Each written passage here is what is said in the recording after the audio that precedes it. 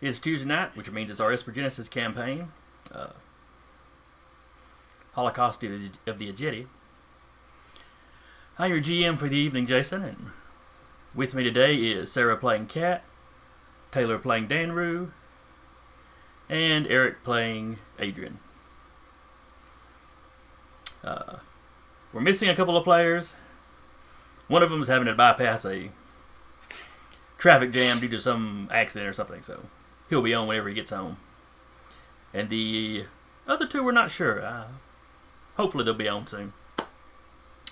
So if you remember last week, you were sent to take some information to a Professor Henry and bodyguard her because the first person that Adrian had sent the information to was attacked. Anybody remember how the day went? Shenanigans. Your usual Swamp Thing, suicide bombers.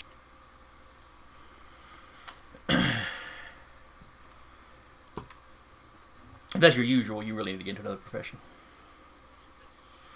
But yes, walking her home. Some of you had checked out her home, made sure it was okay. Walking her from her classes to her little gated community. You're passing through a local park, and yeah, some sort of guild humanoid comes up out of the stream that runs through the park and starts firing at you with. I believe he was using Esper powers. I don't think he had Something an like actual that. gun. Yeah, there was an explosion in the range of Jade. However, y'all kind of dogpiled on him, and so you ended up running him off. Before he left, though, you saw him shout to another man to, I think the phrase was, make a commotion. That guy has charged up on the bridge. So he is right next to Kat and Adrian. Though, Adrian, I think you were invisible. He is invisible, yeah. Or Okay. as Espergenesis likes to call it, not invisible, he is obfuscated. But Yeah. I vote we go with invisible. yeah, me too. A 20-point Scrabble word. Yeah, I'm familiar with the word, but if I ever have to type it down somewhere, I'm not sure I can spell it. So anyway, while it looks like he's charging straight at Adrian, he's actually just running through a gap. His eyes are locked on the professor.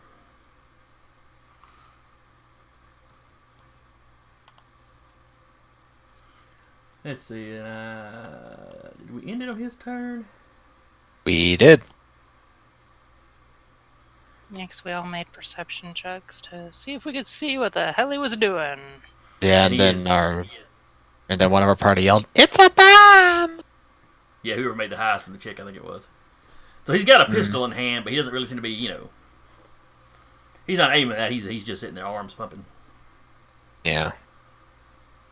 And yeah, he's got a vest with a couple of blocks of some sort of explosive, or you're assuming it's an explosive.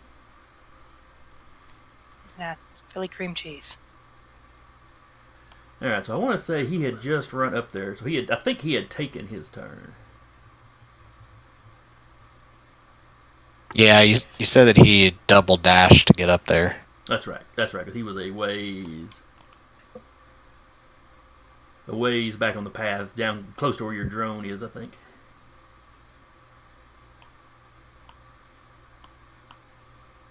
I think that was where he started. Can't make it ping. Weird. Yeah, if he was right next to the drone, he would have had to double dash. Yeah, there may have been 5 or 10 feet between them, but yeah. Oh, that's the problem. I'm trying to click next on the initiative order, but I'm clicking on the wrong Roll20 account. Alright, so then it falls to your drone. Or Adrian's drone. He is.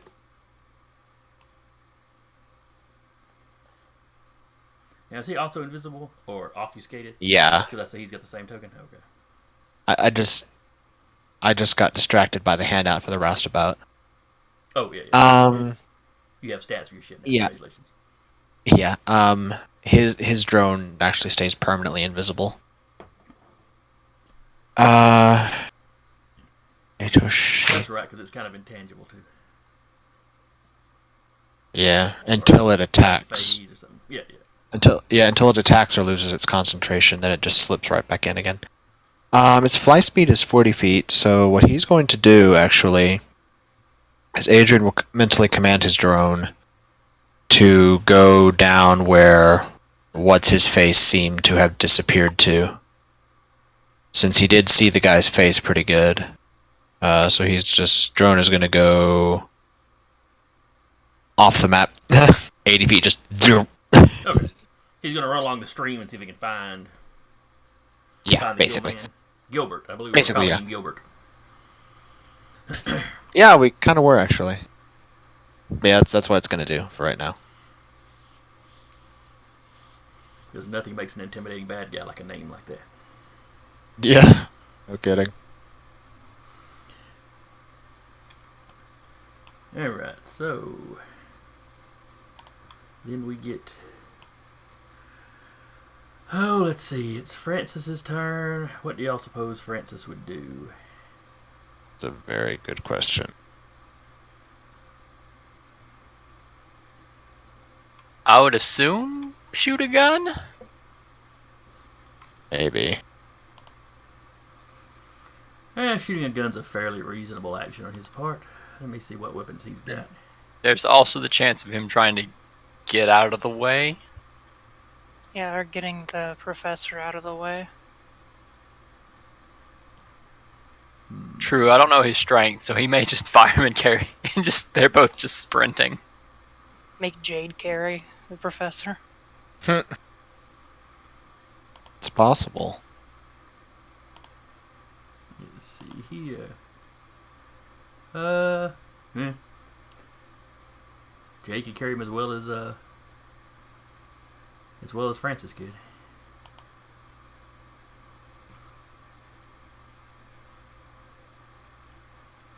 Yeah, we're gonna say Francis takes a shoot at the guy. Yeah, takes a shot at the guy. Probably while yelling for Jade to get the professor out of there.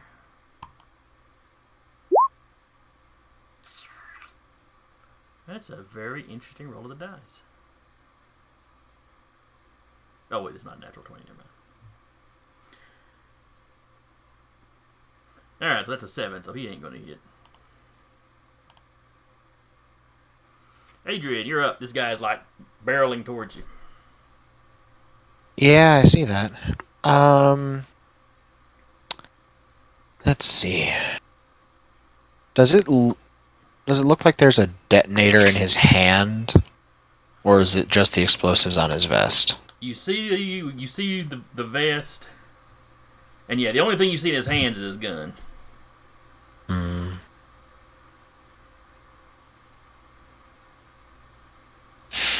Okay.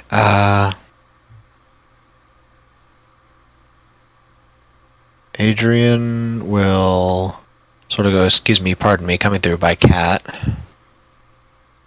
Fuck, what? Move around behind the guy.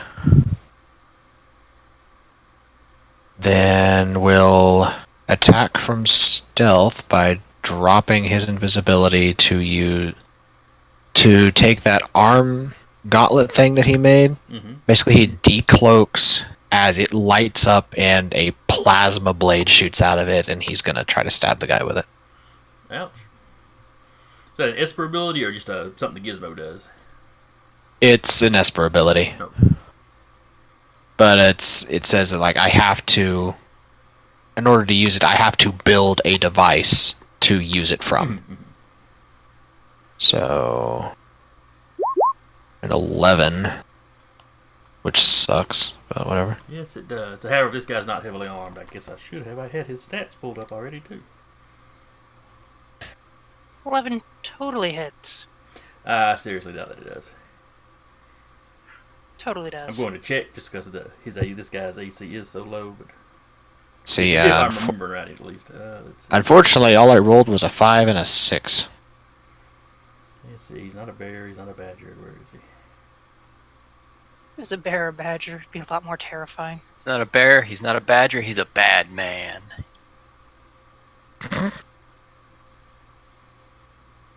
Let's see. I think that's what I was using for him.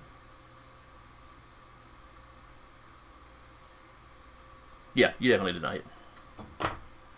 Damn it. He looked Oh, well. impressive there for a second, though, just fading out from invisibility or from obfuscation. And then you whiff. Yeah, but my dice hate me because I rolled a 5 and a 6. The plasma blade, though, does a number on that section of the bridge that you hit. Nice little gorge. Yeah. Melted on either side. Alrighty, it's Parks Yeah, that's what I not gonna got. be happy with you. Not gonna be happy with you at all. that's what I got. Danru, you have seen all of this unfold. Yep. Let's see here. That is not how you do that. Come on, 5, 10, 15, 20. Go ahead and take 20 feet and set up I believe, a zone defense with my glaive out. Okay. The glaive has a reach of 10 feet. So basically a square 10 feet around me, if anything enters that, I get a free attack on it. So basically, all this area. Yes. You got you a nice big square there.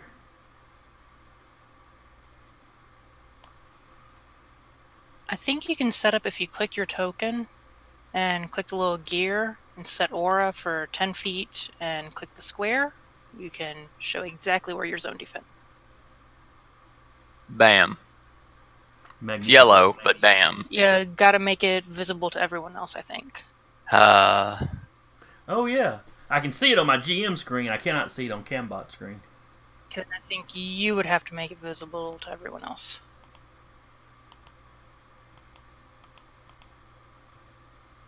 Not something we gotta worry about right now, but just as a, hey, we can do this. But to be fair, the only screen the people can see, they see it. No. What? I was told. I'm looking on the Twitch. Yeah, I can Sassafras, see it. yeah. Yep. Yeah. So where is the show everybody? It would be under the gear thing. Well, I see where he set the aura up, Yeah, Square, it 10 may be on feet. that same thing. but I'm not seeing an option for. Give me 1 second.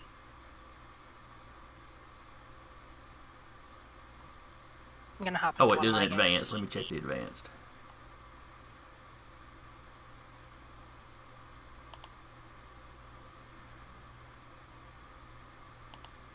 There we go. There it is. I just had to go to the advanced tab, and then it was in there. Okay. It's very handy. Yeah, I definitely remember that.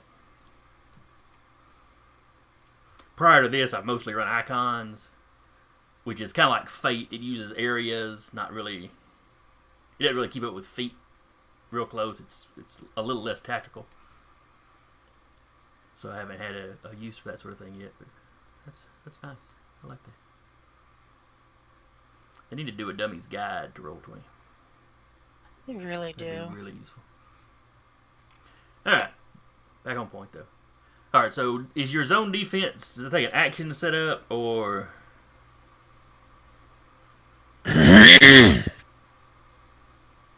You get there and double check it.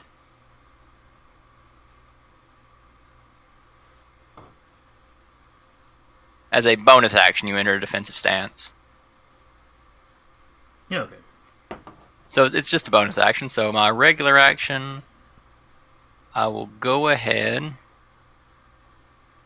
and fire off. I'm pretty sure I have it now. What are you pretty sure you have?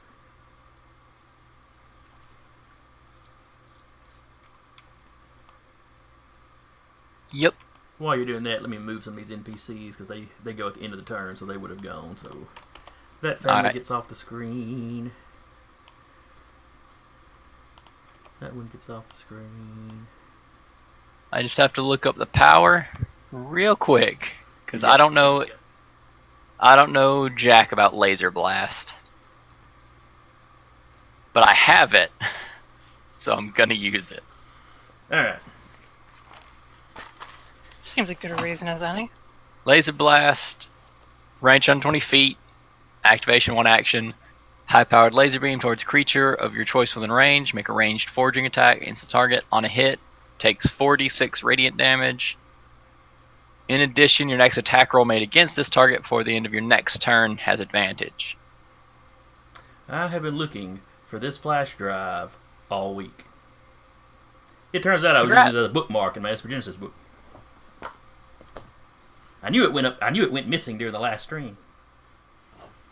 Sorry, I got distracted. All right, so you're blasting with a laser. Give me a roll.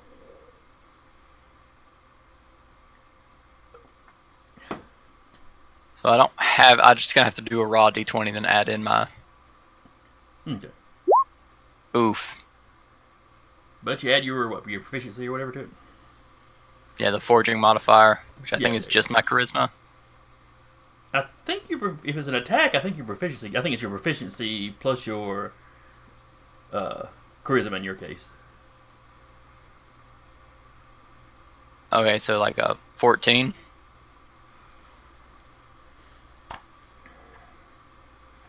And I believe you need a little higher than that to hit him.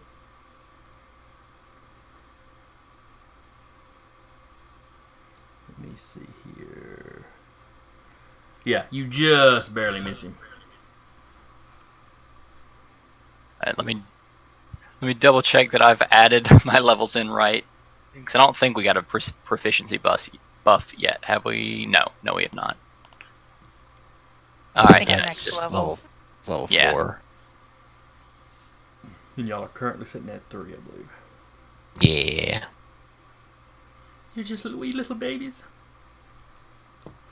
In a harsh world. It's like baby sea turtles.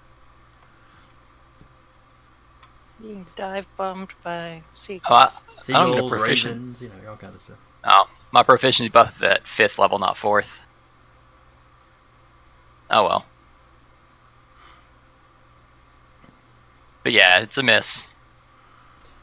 Alright. Cat, it's all on you. Trip him. We've seen how that goes. She's gonna take a cunning action to disengage as a bonus action. Okay. Go right over here and gonna take a shot at him. At advantage, because within Yep. 5 feet of an ally.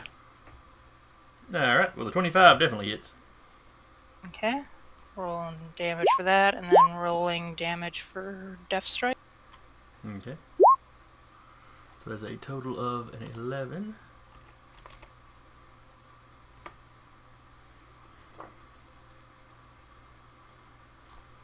And she's gonna hold her ground. Pistol out. Okay. Alright, he ain't looking too good after that shot, but given what he's planning to do, that's probably not going to stop him or make him surrender. Yeah. Alright. Show you all back. Get the professor out of here. Alright, then it's Hull's go. Well, let me pull up old Hull's stats to see what he's got. So I think he also has that robot-y dude in the river up here. Oh yeah, that was his, wasn't it? I think we were just having it go on his initiative. Yeah, because it's one of the little sphere drones he uses. That they don't really have they're not really a character or an NPC in the way that Adrian's drone kind of is. It's more of just an explanation for how some of his powers work. If I understand the character concept or character class, rather. I think he had it up there shooting the gill man was what he was doing with it. Yep. Unfortunately, I don't know what his abilities are. I know he had one of the... Let's see...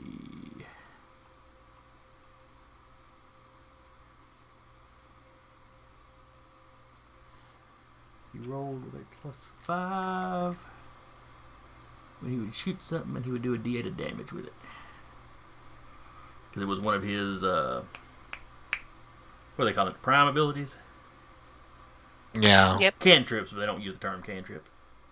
Yeah. Because that's just not sci-fi enough. No, Alright, so we got a of course total not. of a 20 to hit. Roll D8 plus something for damage. So he does another 5 points to the guy.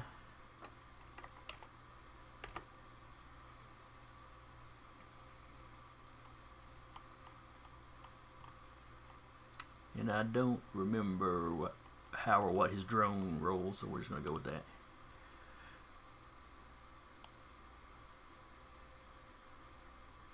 Let's see, 5, 10, 15. And he's going to pull back some because, you know, guy's got a suicide vest.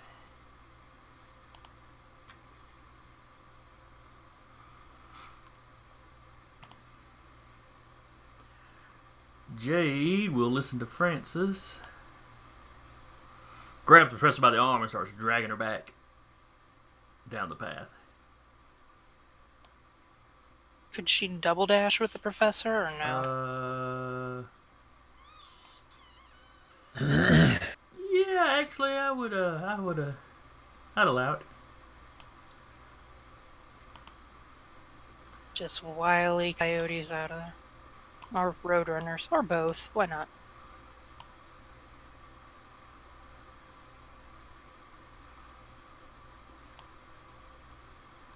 So they are technically off the map. That does not, however, make them safe. And then we got our evil bomber. So if he comes forward, he's going to get at least 3 attacks of opportunity. Because Adrian would get 1. Cat would get Yeah, 1. but you know, once He you doesn't decided want to it. go out and suicide bomb, you know, Yeah. what's the thought of dying? I say, unless he just decides to click. Alright, 5 feet forward, away from Adrian. Do you have a melee weapon that you could use for an attack of opportunity? He does. So I take it the blade stays out, it's not like a one attack thing? Yeah, it stays out for 10 minutes, and as a bonus action, he can turn it on and off. Okay. So a 12 is not going to hit. What about the 18, though? Why would you have advantage? Yeah, good question. I had it set to advantage because I swung from behind him and I just forgot to turn it off. Okay. Because he's so nice. Because it's a really shiny, pretty 10, knife. 15, 20, 25. Cat gets 1, and he has entered the zone of defense. Right, but he can take 5 feet within the zone. I don't get an attack. Okay. So Cat, take yours. Once- If you've got a method of taking an attack of opportunity. Well, I've also got a combat knife. Do you... Well... Does it have to be a melee? I believe so. I know it does in normal 5e. Okay, she'll take a swing with the combat knife then. Ooh, that's definitely a hit. Let me see here. Yeah, he staggers under that. He is clearly losing a lot of blood. Let's in that hit him at 5, 10, 15, 20. He's got another 5 feet he can travel. Which means he has now moved 10 feet into your zone of defense. Yep. Does that Means give you an I'm attack? allowed. Yep. Oof. Bad swing, though. It's only a 12. All right, we got a drone. Oh yeah, you said your drone was taking off. Yeah, a drone that is still chasing. And what was your drone's speed? He can move at 40 feet normally or 80 if he dashes. Okay. Give me a. Can it take perception checks? I assume.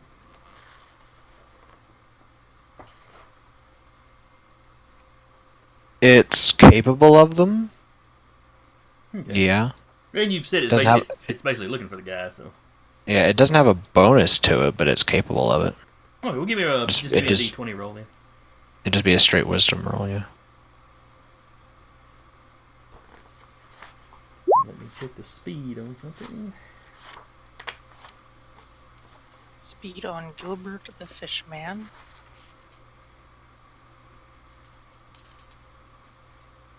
Okay. I was thinking that was about how fast he was.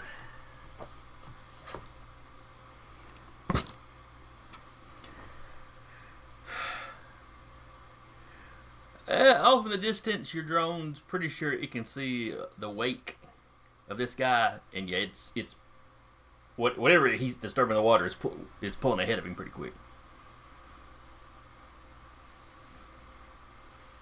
He'll just keep chasing, going 80 feet Okay. around.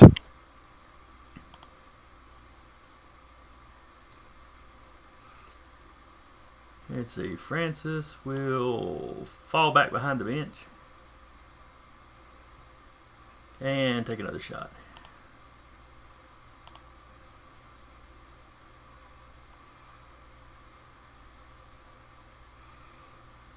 While he's doing that, he tells the rest of you guys, he's getting awful close. Y'all sure y'all want to be that close?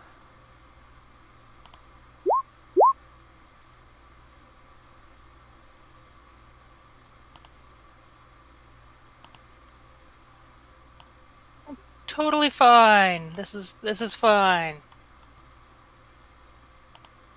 Words that will be engraved on Cat's tombstone.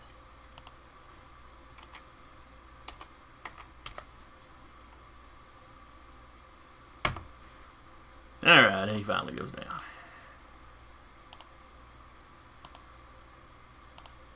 He had like 2 points left after Cat stabbed him. Woo. Alright, so the last shot, takes him in the chest. He kind of spins around and falls.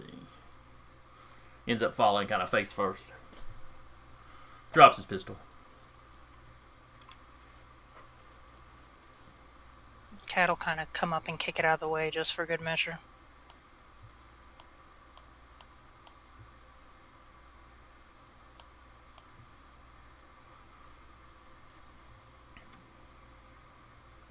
And Jason, I'm here. Ah, excellent. Let me get you an invite. Let's see.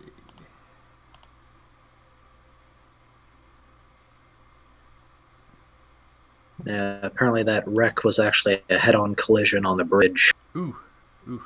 Yeah, they apparently went in the river and it was. It does not sound good at all. And this is the little bridge on the road your subdivision's in. Yeah. Let me make these things resized right quick. Well, you just missed him dealing with a suicide bomber. However, he did not explode, so yay. Jade and Francis just popped into the Discord. They are at a work function.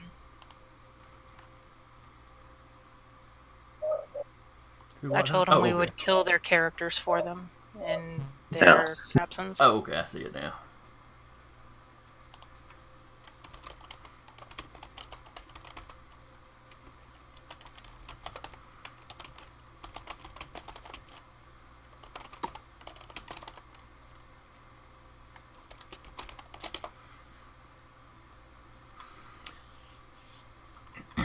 All right.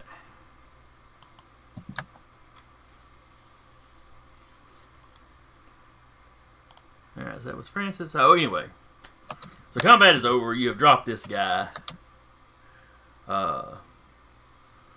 You've still got people, running away screaming from you in the park.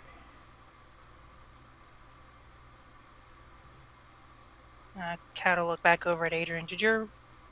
Where did you come from? And two, is your little robot guy got a beat on the other one? The frog guy. Right next to you, and I believe so. I took the professor off the map. Now I can't get her back. Cat's going to use this time before the security inevitably shows up to rifle through this guy's pockets. Try and find some identification as to why you would want to, blow up the professor. Well, maybe she failed him one time or something. That's for failing me on an essay.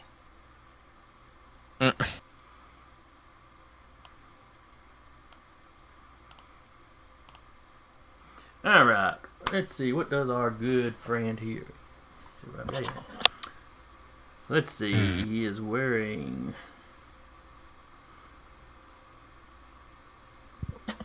An explosive lined vest. another one of those layered jackets that y'all run into before. That, may not have actually made it into the final draft of the game.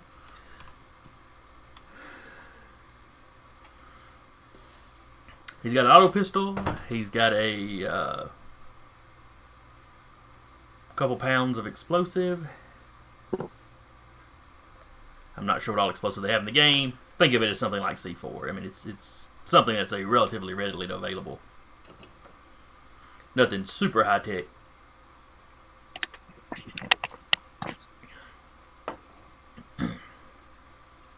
No, identification or this is why I'm going to blow up the professor notes. Nope. He does not have a wallet. He does not have a cred stick. He does not have a comm unit. Which is odd. It is. We'll look over at the tech boys and everything and be like, we'll probably want to remember this guy's face. If somebody wants to take a picture of him. I'm busy. I'll record it, and for the sake of it, I'll actually draw some blood, see if that leads anywhere. Okay. You draw it, and it looks like oil. What have you done? Black gold, Texas E. No. Giving up this life of crime and becoming oil barons. Alright, who was closest to the body when it dropped? Cat again. Cat and I Danru. was 5 feet back, so I was about right here. So both of us were about. Okay. Well, and Patrick. Yeah. Patrick, what is your passive perception? 13. Cat, or Sarah, what is your passive perception? 13. And Danru, what is your passive perception? I think 13's the highest.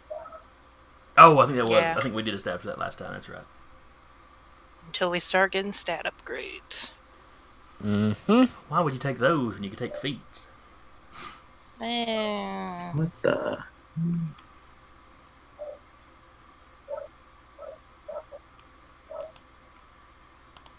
Alright.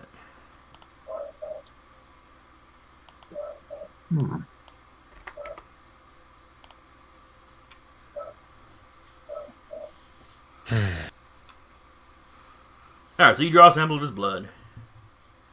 And it's a very short period of time before the police show up.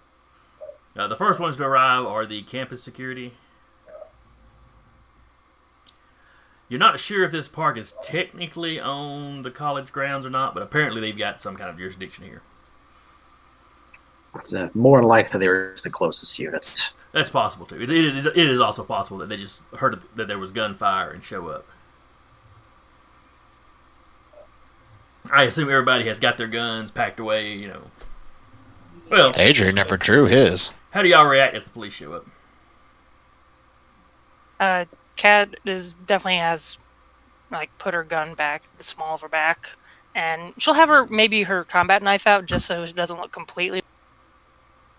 But she'll have put that down away from her. Okay. Let's say Adrian's just chilling on the bridge. I'm not with them. I will just have. Really, all I just have is more drones going about. So, and that Gilbert fish dude that took off. Mm-hmm. What about him?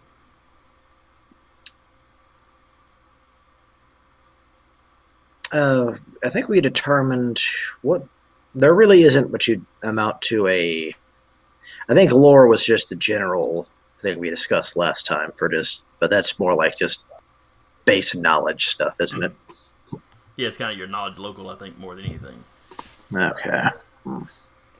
Can't remember. Did you? I will actually be doing running computer searches because that fish guy apparently just figure out who or even what he was. Yeah, looking at him, he was not a species that any of you recognize off the top of your heads. It's old Greg. Oh, I mean, my drone's still chasing him down. Your drone continues to fall further and further behind him. Again, I actually do want to use a check or something, more or less just to see if I can find any info. Oh. Yeah, go ahead and give me a computer use. Well, I rolled 20, so it's 23. Oh, that's good. Well, fortunately for the drone is tireless. So it can keep going. Eventually, that dude's going to run out of energy. Going. The Energizer Bunny. Look, man, he walked into that. On the other hand, one. he'll also, if he's following a stream, eventually hit probably deeper water. All right, if anybody's got xenobiology, you could also roll that. Yeah, totally. Sounds like something the cat would have in just scads up. Yeah. You got to know where to background. stab each individual species for maximum effect. In the fleshy bits. 17 for xenobiology. Okay. 19 for xenobiology. I don't think I'm even proficient in it, but what's it? Is it an intelligence? Yes. Oh, she don't know nothing in it, but I'll roll an int roll. Maybe she heard a funny rumor somewhere.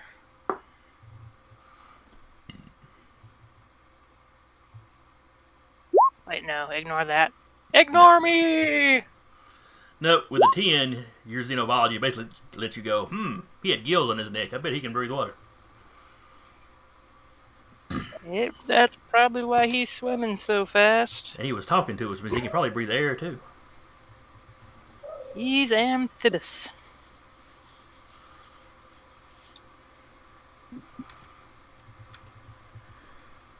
Anyway, so cops run up to you. They've got guns out. They're looking at the bodies. They're looking at the body. They're looking at you. Luckily, they recognize the professor, so they start talking to her first. But in short order, they're taking statements from everybody. What do you tell them about why you're here and with the professor?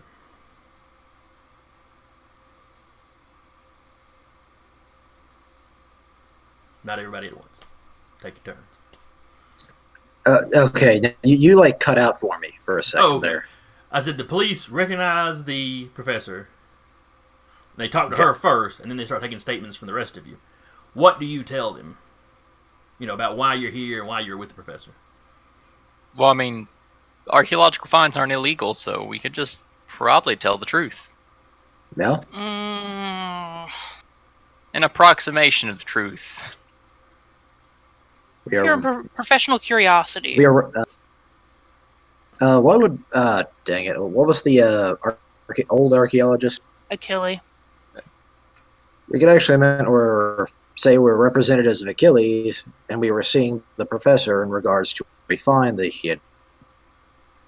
However, it happened. Oh, you cut out on me there. Okay. Basically, we were here representing Achilles. We were here to see the professor in regards to an archaeological discovery he had found. And while we were negotiating with the professor, these men attacked, which is not the whole truth, but still the truth. Yeah, and it Ain't a fits in lie. pretty well with what the professor had told him. She didn't go into details on why you were there, just that y'all were talking about a find, and y'all were walking her home, and these two beings came out of nowhere, and they put an APB out on Gilbert.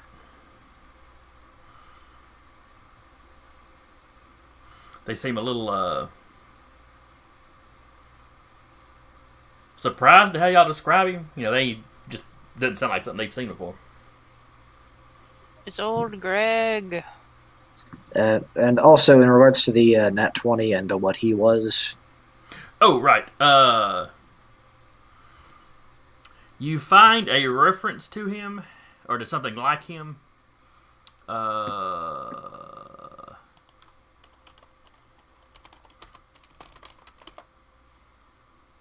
Let's see.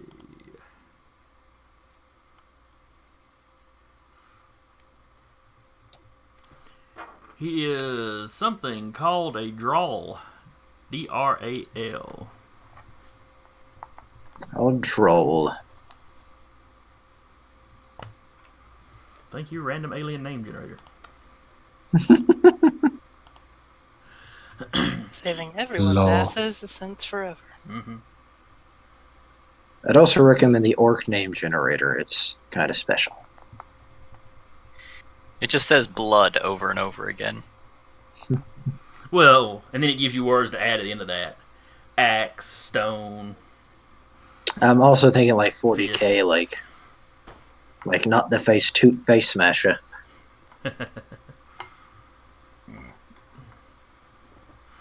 anyway, you don't put up a lot of information on them. They're not a well-known species. They're not spacefaring. They haven't even reached their industrial revolution. Hell is happening to my? Big part? Again, you were coming out with me. I don't know if it's Discord's acting up on me, or I don't know. Am I cutting out on Through a anybody little else? choppy. Not for I think me. it's just on his end. Okay. Yeah, to say he's coming in a little choppy on my end. Anytime you need me to repeat something, Patrick, just say so. So anyway, what I was saying was the drawl are a species that, they're not spacefaring. They haven't hit the Industrial Revolution. They're really only known to the wider universe because there was a kerfluffle a while back when another species was illegally trying to use them as slave labor. So, they're in some textbooks, they're in some records, but they're not something you just see walking around.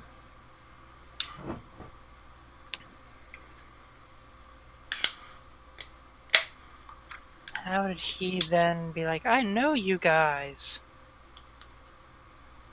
Or, I know one of you guys.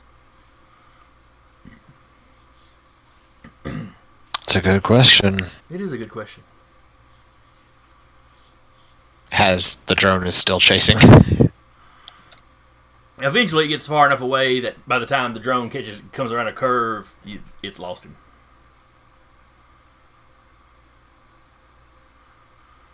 Because he's traveling, be like 40 feet more around than the drone.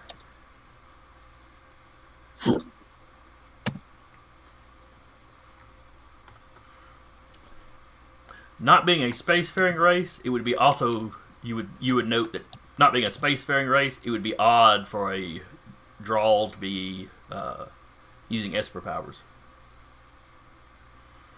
That tends to come from exposure to the crucibles. Not impossible. If he was involved in that slave trade or a descendant, they could have gotten moved through. It's just one more improbable something about him.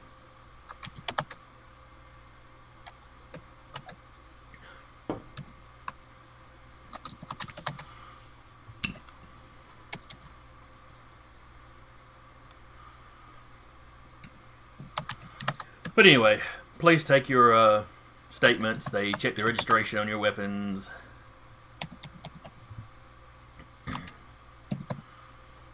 Which I'm really not sure what gun laws are like in this setting, considering how vast an area you have. Cat hands over her knife. Please check the serial number. What do you mean? What do you mean guns? And I'm just sitting there with a shield. I have no guns. Taylor, you forgot to say, except these guns. When you make that statement, you have to say that. I'm not human. I don't get your reference. Alright. So as you're wrapping up with the police, you see some people that are clearly with the media. Time to go, guys. They have a certain generic media look to them that exists the galaxy over, no matter what species it is. Cat has already pulled her hood up. Now I'm getting like a gray alien, but dressed vaguely like Ron Burgundy. As long as he's got the mustache. Adrian will just call the drone back, and it'll just appear invisibly by his shoulder and land on him. So, we ready to go yet? Go ahead and just put on his best Einstein face, and we'll start to leave. You stick your tongue out at him and just take off. Well, I mean, I'm gonna stay with the group. I'm just putting on some other face. Alright, so y'all take off, the opposite way from the press. The police, the campus cops are kind enough to kind of run a distraction for you. And the head officer at the scene starts talking to them about what had happened. So you retreat back to Inri. I gotta practice these names more. Inri's Cyrano, that was her last name. Professor Cyrano's house, which I believe Kat had checked out before and made sure there wasn't any foolishness going on there. And Adrian had incorporealized the drone through the house. Yes. So you get there. The professor is shaken. As you do by terrorist assassination attempts. Yes. Now she's gone on archaeological digs. She has dealt with she's dealt with danger from wildlife. She's dealt with dangerous terrain. But to be flat out attacked like this has got her shaken. Especially after several years of the quiet, academic life.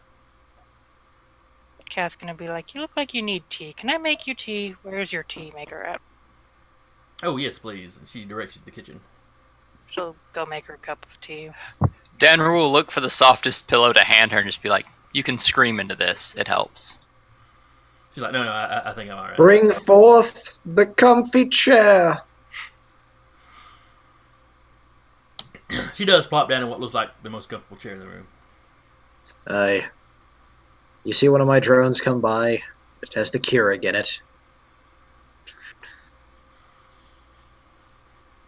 Alright.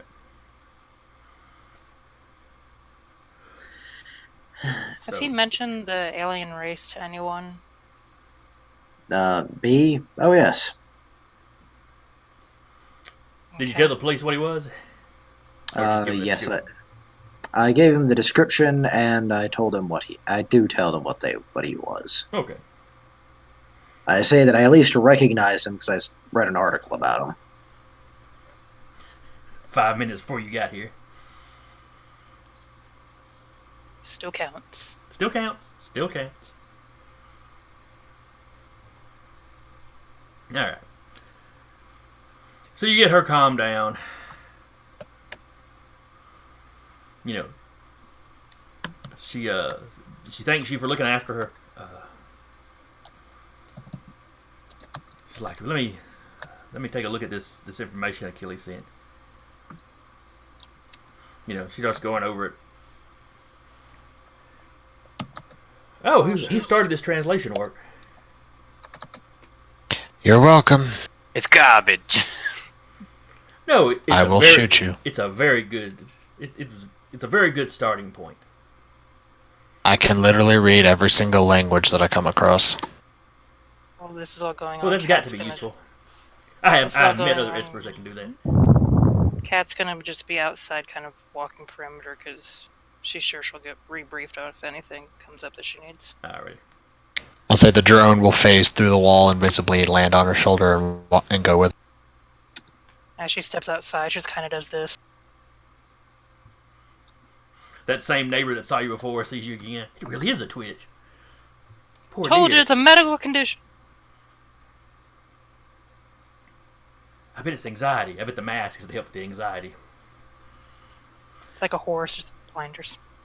But no, the professor is telling Adrian, oh, this is a very good starting point. And yes, I've met other Espers that can do that.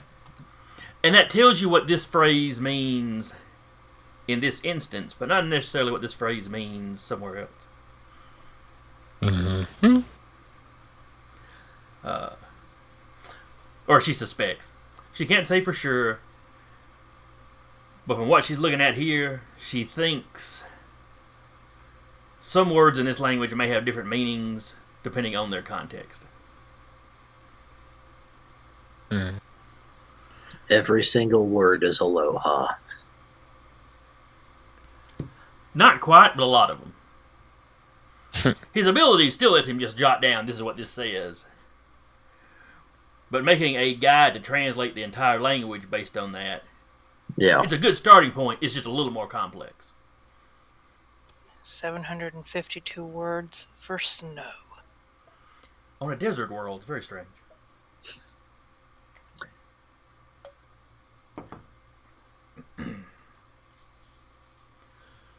But she really gets into it. The rest of you are probably fairly bored with the conversation. Truthfully, Adrian probably gets bored with the conversation since it's not, really tech based. Mm. If they're discussing the language, then he's going to be keeping track of it because he does want to learn that language proficiently. And me, because I actually think just learning things and new discoveries is kind of my guy's jam. I think that's actually part of his background. Yeah. New scientist, easily distracted by news. That's my law, actually. Easily distracted by the promise of new scientific discoveries. And archaeology is a science, so. So you're not just a tech junkie. Yeah.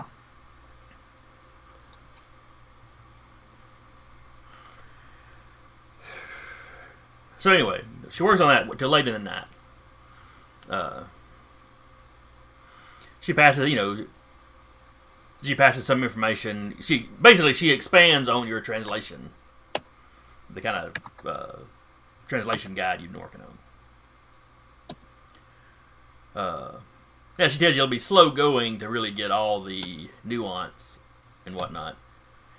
And truthfully, given what's happened today, she doesn't really know.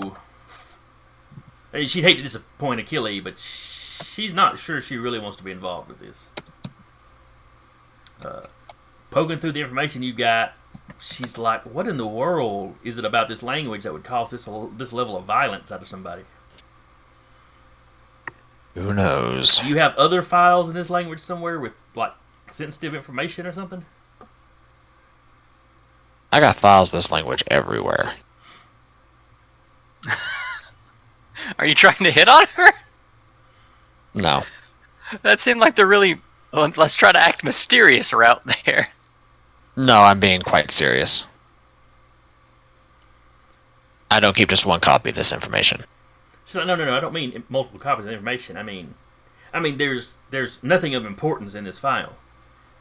It's talking about, or in the files you give me, it's they're talking about genetically tinkering with a species so they can survive on a new world better. It's interesting. It's important. It could be very important archaeologically speaking. Why would anybody try to kill somebody over it? Why is somebody trying to keep it a secret? Why does anybody do anything? Well, usually And they while have motives, but and while she's discussing that, I'll go into the information we uncovered about that site. And apparently, the native species are the species they were working on.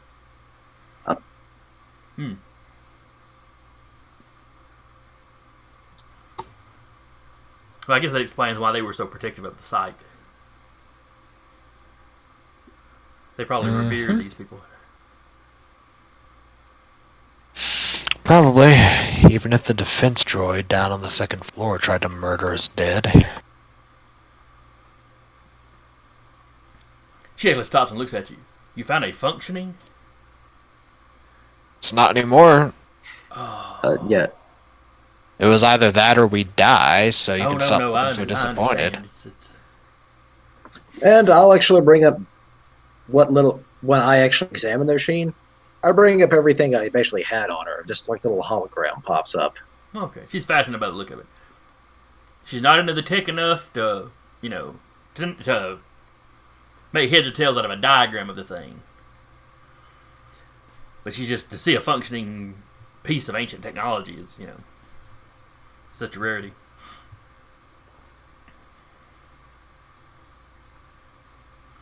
But eventually she turns in for the night. She's got a couple of spare bedrooms that she welcomes any of you to use. There's the couch. She doesn't know what kind of watch rotation you plan on taking, or there's also seats out on her front porch and patio furniture out back if any of you wanted to sit outside and watch or whatever. She hasn't had bodyguards before, except on expedition. She doesn't know how it works.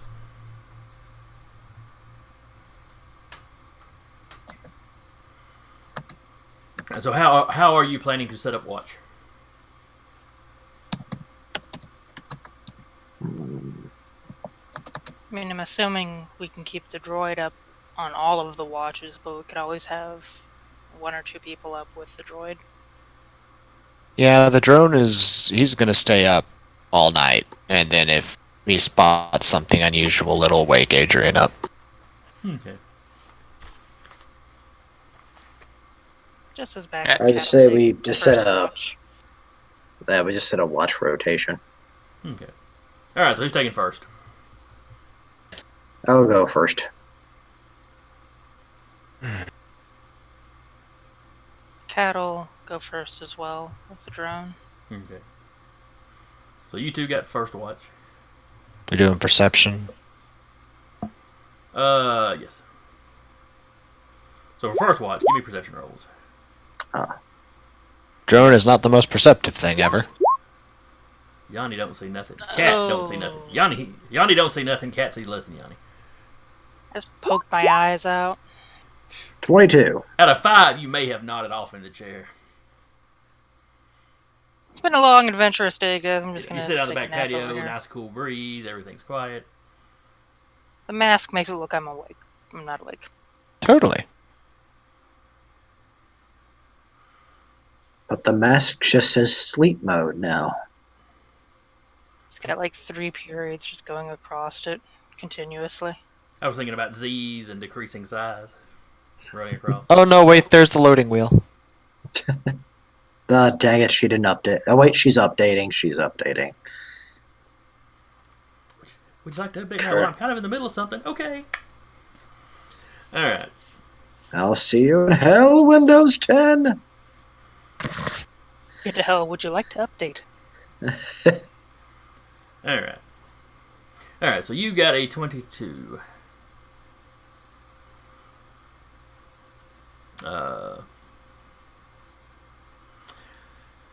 What do you see, Patrick?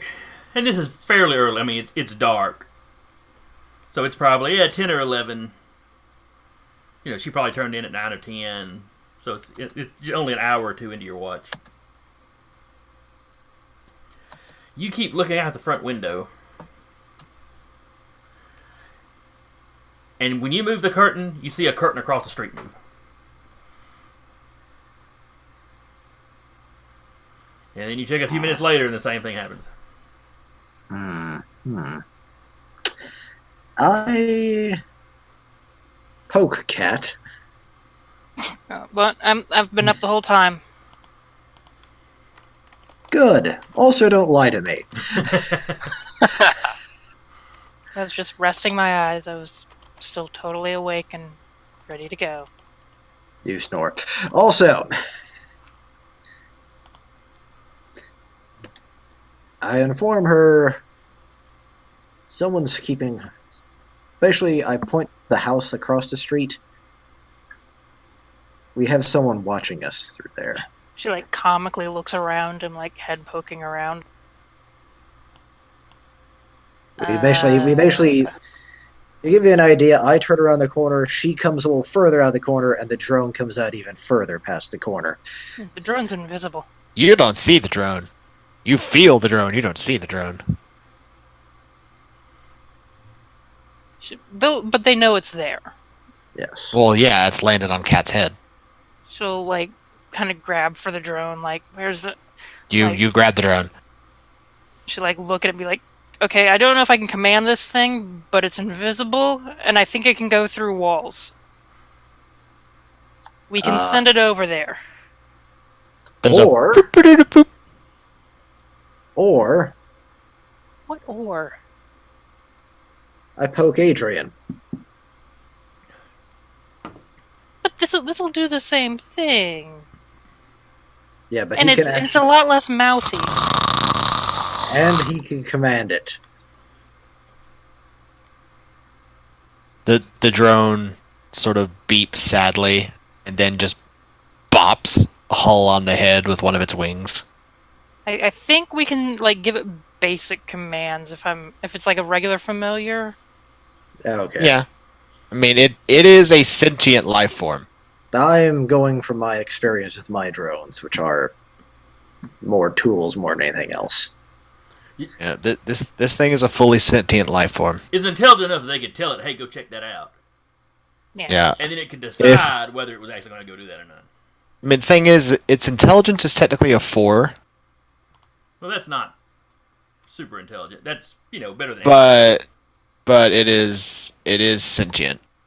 Yeah. It's a very basic AI, but Yeah. Okay. Cat'll take it, look at it, and be like, "Okay, Yanni, I need you to go across the street. You see that? You see that window over there?" And she like holds the droid up. by the back of its head. Yeah, just like holding it there. Like, that one right over there. I need you to go over there, invisible, and look around. If you see anything bad or suspicious, you come back here and wake up Adrian and have him tell us what it is. Do you understand? 1 beep for yes, 2 beeps for no. She just feels the drone completely vanish out of her hand. I'm gonna go with that was a yes. And the drone will go to the house, invisible. As it approaches And the then windows, the curtain pulls back a little bit. And then it comes back, and it's got a severed hand, and we just me and Kat look at each other and going, we don't tell anyone about this. Never happened. Don't give him ideas. Yeah, so the curtain pulls back. As in, like, it's open. No. Like somebody's just pulling it back and peeking out. Yeah, that's what I meant. Kind of like The drone will doing sort of- looking outside. Yeah, the drone will sort of go, "Nyeh," and it will just start recording the face.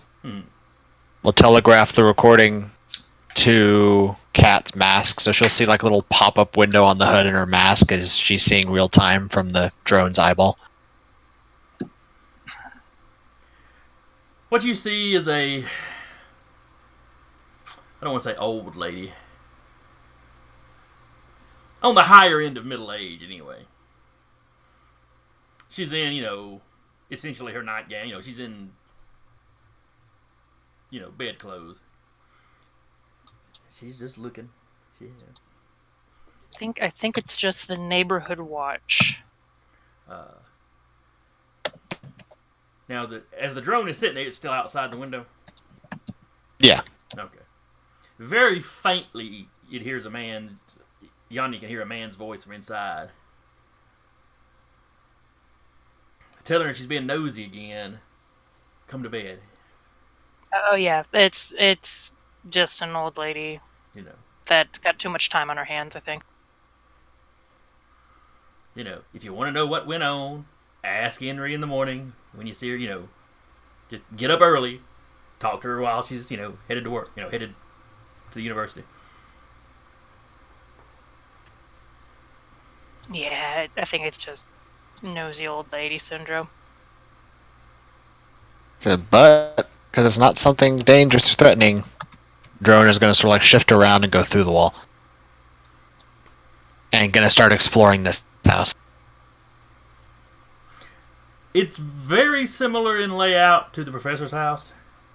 Mm-hmm. Not identical. I mean, clearly this place had more than the one floor plan. Yeah. But it's got the feel of one of those kind of. You go into the subdivision, and all the houses are similar with slight differences, so people don't notice how similar they are.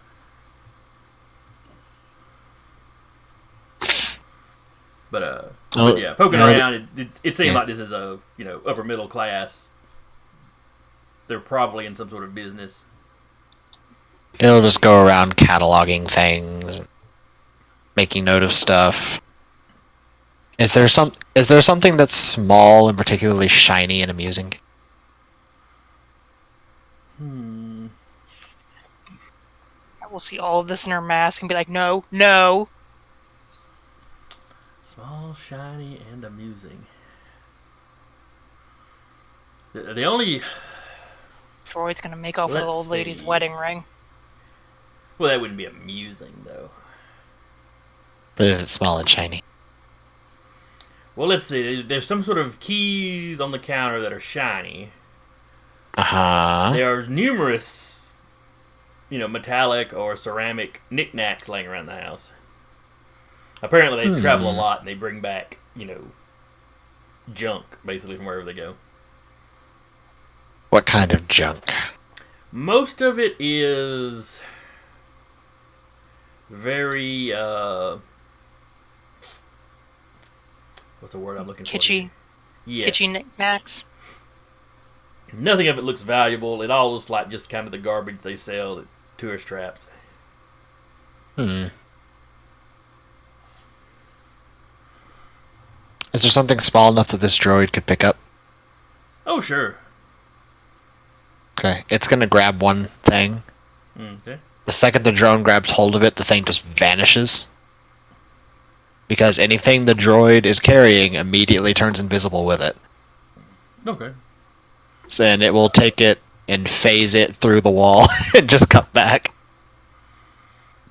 What does it do with it once you get back to the professor's house? It will bonk Cat on the head with its forehead. She's just shaking her head like, this is why... No. Give it back. What do you have? We'll drop it in her hand and then just sort of go back to its little perch.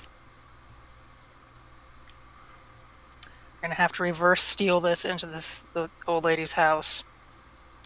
It's a little sort of half orb. It's metallic on the bottom. There's a glass orb. It's like a snow globe, but the floaty bits are brown. And it is, it's got like a little name. The bottom's got like a little name on it. Yeah, apparently. Oh God, is it someone's urn? No, there's liquid in it, so when you shake it, the stuff floats around. Apparently, they went to some desert on vacation. He stole an urn. So it's the desert version of a snow globe, essentially. Okay, that's a little better. She's gonna just put it on the counter and look at the droid and be like, Look, I get You don't you're a know where he kleptomaniac. is. She's gonna be talking to the room. Look, I get you're a kleptomaniac. But don't.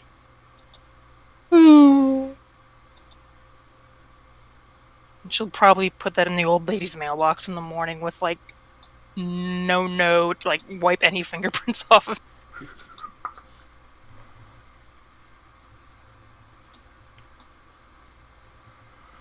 All right. So that's all the excitement you deal with on your watch. Who was it that had second watch?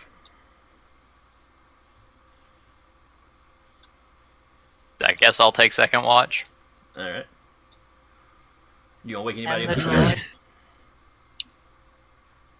The droid will be keeping watch too because it's sleepless. Yep. It's a robot. It's gonna just keep keeping watch. Keep on keeping on. That's nice. Hey! Cat goes and wakes the next person up. The snow globe on the counter we got to put back in the morning. Don't ask about it. Oh wait, I'm sorry, I forgot. I think I have actual. You may actually be proficient in that one. No, I'm not. The roll stays as 8. I just forgot that I could roll that. You don't have a wisdom? It's a flat. Oh, okay. I don't need wisdom. I'm a charisma. Yeah. He's got a flat. Wisdom Quick, is my somebody only change flat him. stat. Somebody change him. He has a flat. All right, so we got what, a 19 and a 21? E. An 8 and a 21. Oh, gotcha. Hmm. All right, so Dan Rue sees nothing.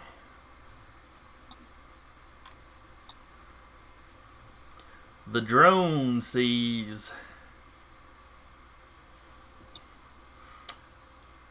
Let's see, this would be. This is about 2 in the morning, Mm-hmm. or the equivalent local time. Yes. The drone spots someone walking past the house on the sidewalk, Uh-huh. who stops and just looks at the house. Okay. Let's see. I mean, the guy, he stands there for several minutes staring at the house. The drone's gonna sort of float over, stay within like 2 or so feet, and just like watch the guy, record the video and everything. Creeper drone. It is a creeper drone, yeah. Alright. It's what it do, because it permanently stays invisible. So it makes use of that.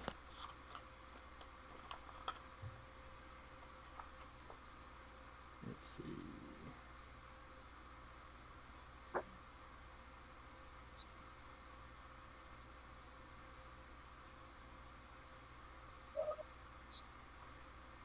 Ah, that's the one I need. What is it?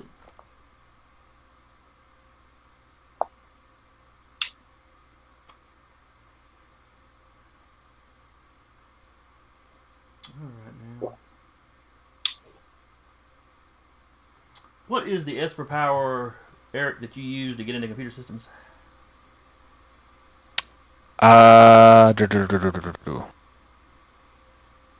That's him just being himself, being a cybermancer. Okay.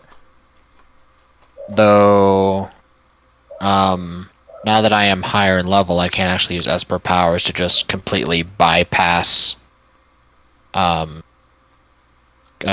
security systems and stuff like that.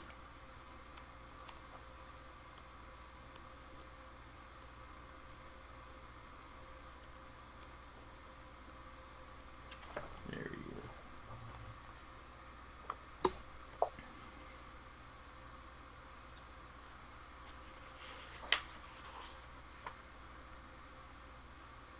Okay.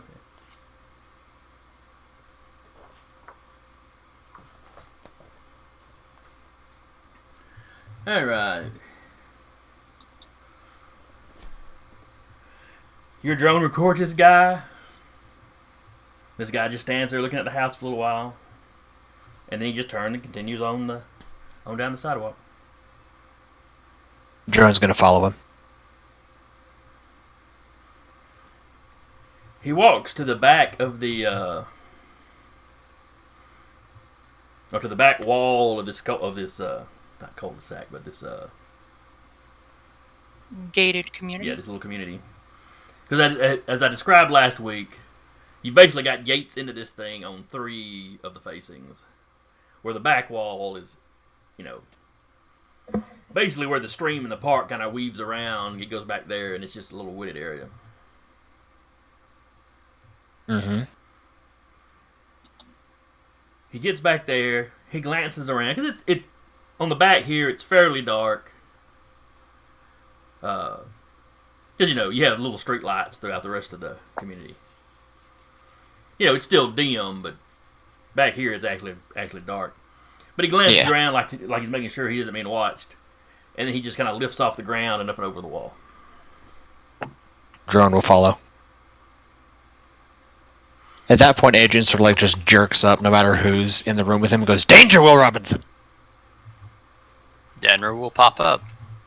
Henry will pop up. I don't get that reference. Loud noises. No, it's a space show by humans. I might get the reference. Well, that's true. So anyway, this guy's just trucking it through the wooded area. From the sound, you can tell there's a road on the other side of it.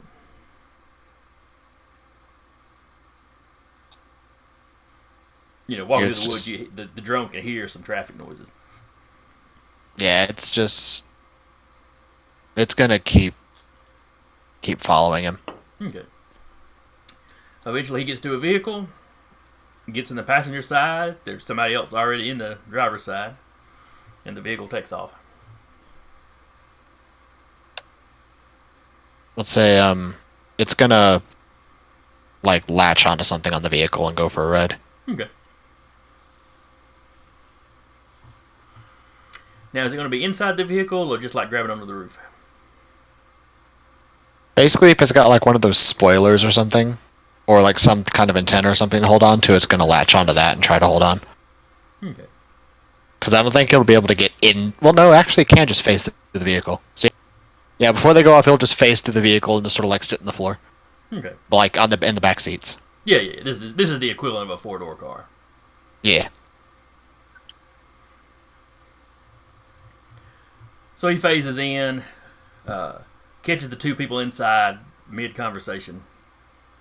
And it's going to start recording. They are not speaking any language you're familiar with. He's still recording.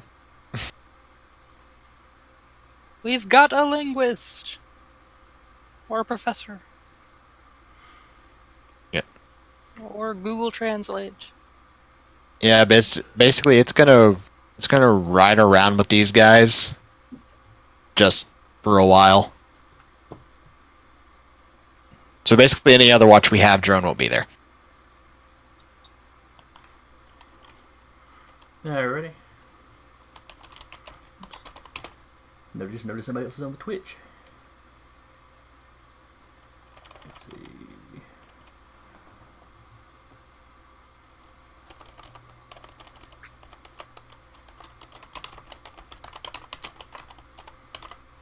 Let's see.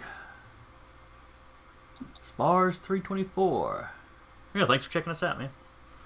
Hey. And the game you're asking about, somebody's on the Twitch asking if it's a homebrew setting or not.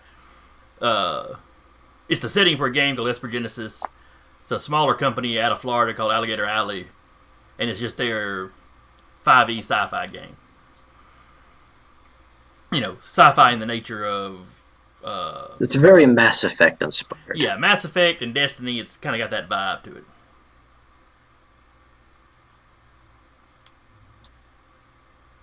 Yep. They did a very good job of keeping everything compatible. Adding on things like Starship Combat. But, Indeed. if I'm short on an alien, I can grab anything out of the monster manual, and there's like no real translation work other than deciding what spell should become what Esper ability. Mm-hmm. I'm not saying the big bug thing you fought in the first in your first fight was out of the monster manual, but it might have been out of the monster manual.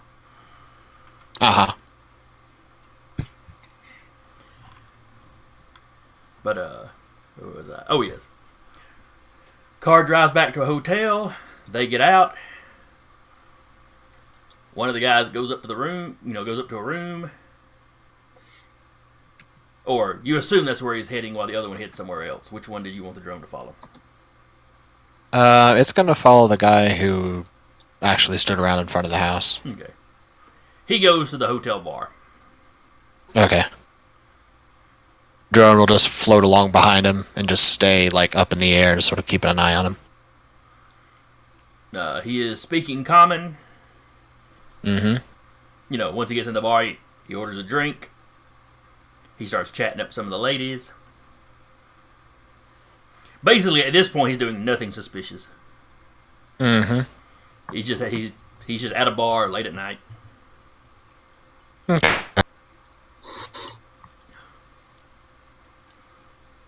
So anyway, you had woken Danru up. Yeah. Okay, well, Yanni's off doing his own thing.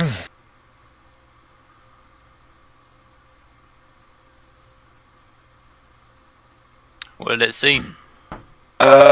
Some dude walked by the house, stood in front of the house, stared at the house for a long-ass time, walked away to one of the back walls, flew over the wall, hopped into a car with somebody else, started talking in a language I don't even know, and now he's currently sitting at the bar, trying and failing at flirting with ladies. Noted. Did he have any kind of sensory equipment? Did he have any kind of sensory equipment? Not that Yanni saw. Not that my drone saw, no. Alright. Mm.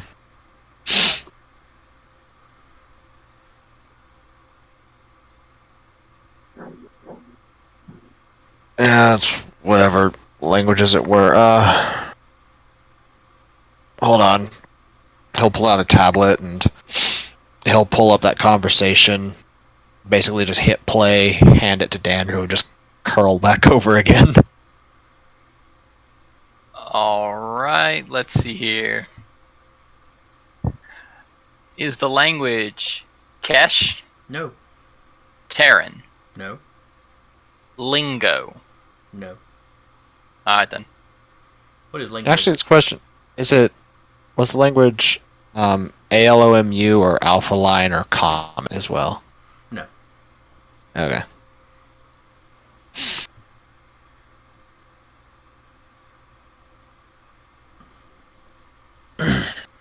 Alright, so the rest of the night passes uneventfully. We'll say Jade and Francis take the last watch. Nothing of note happens. Your drone watches this guy get hammered and eventually stagger back up to his room. About daybreak, it's basically Okay. when this guy gets done drinking. Does the dude like full on pass out when he gets back to his room? No, he's holding his liquor pretty well. He gets back to the room, undresses, drinks a couple of glasses of water, and lays down. It is a single, the room's a single, so he's in there by himself. Okay.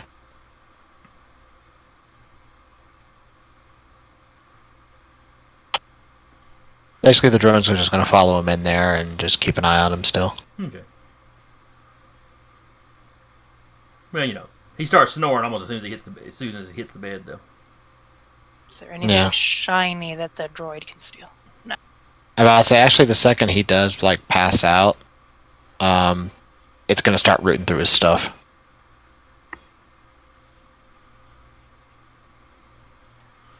Is it See if trying he to do can this in a find- stealthy fashion, or is it just counting on his drunken state to... If he's asleep, then basically he's just going to like phase into whatever's holding his stuff and then just start sort of fiddling around invisibly. Let's see. I'm trying to think. Is there anything? So he phases into his Look at his wallet. luggage. His luggage essentially. Yeah. There's changes of clothes. There's a tablet. There's nothing in there that is overly suspicious. Okay, is there he's got an auto pistol and a like an extra clip of ammo or extra magazine. But even that's not particularly unusual or anything. Yeah. And it is packed up in his luggage. He was not carrying it around with him. Right. The tablet will the drone will grab the tablet, phase out of the luggage with it, sort of like gently set it down on the floor, and go over to like if he can find any of his personal effects. Like laying around, is there like a wallet or something? Yeah. He'd have the equivalent, yeah. Okay, it'll grab the wallet, turn it invisible, fly off with it, set it on top of the tablet, grab them both, and then recall back to Adrian. Can he teleport like that with basically a load of stuff he's carrying? I believe so, yes. Okay. He has the ability to warp back. I assume there must be a weight limit to how much he can carry and all that. But yeah. You can't carry a massive amount of things. Yeah. But he couldn't grab a teammate and then recall to you. No. I think he can carry, I think, up to like 20, 30 pounds. Okay. So most average pieces of gear, a backpack if it wasn't too loaded down. Yeah.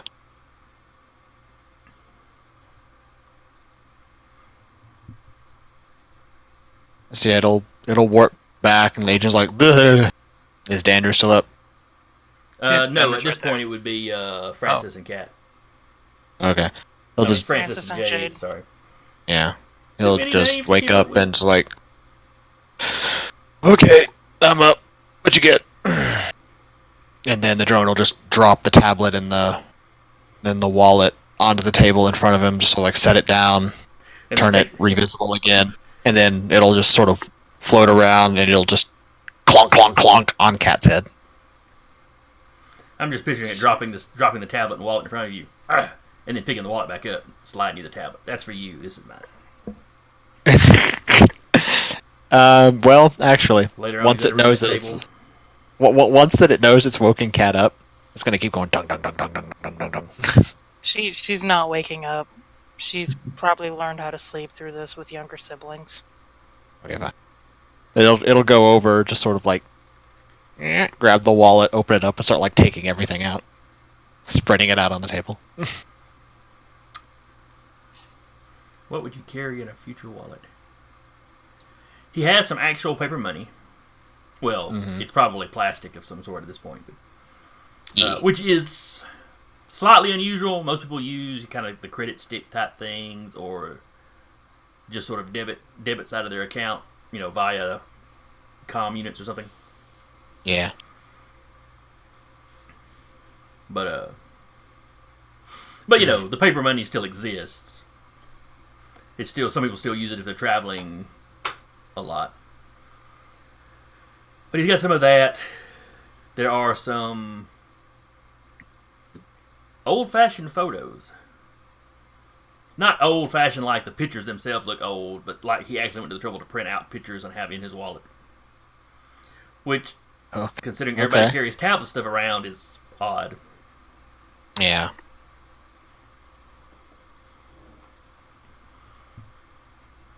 Let's see. There's the key card for his hotel room is stuffed in there. Mm.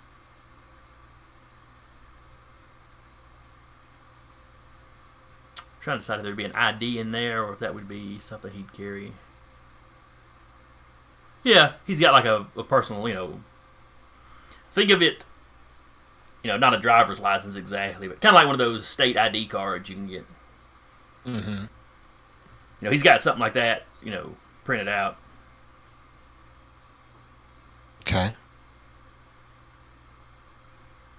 And Adrian's just watching Yanni do this. Like, you're a little kleptomaniac, aren't you? I suppose there's worse things you could be doing. Like slam poetry. Yeah, let's not give him ideas. Oh, we got an intelligence of 4. It couldn't be that good. Exactly. Let's not give him ideas, please.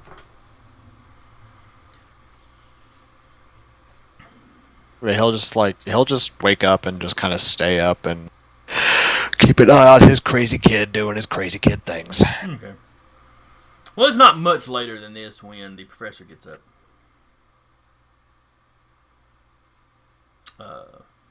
She doesn't have any class today, so she's ready to get cracking and spend the entire day working on that info Achilles sent. She's still debating how involved she wants to be, but she's curious enough right now that she wants to keep poking at it. Oh, Danru will get a report from everyone what they did and saw during their watches. Just so everybody's on the up and up. Yep. Do you keep the professor filled in on this? Yes, because I also kind of want the professor to know to go talk to her neighbor. Oh, she's like, oh, Gladys, yes. Don't tell her that we stole the snow globe. How did you I know steal to one of keep. her- I know to keep that kind of stuff out of the conversation. What do you mean we? That was that little kleptomaniac. As Yanni is like literally sitting there, just like he has made a tiny little like thing of stuff with the wallet and all of its contents.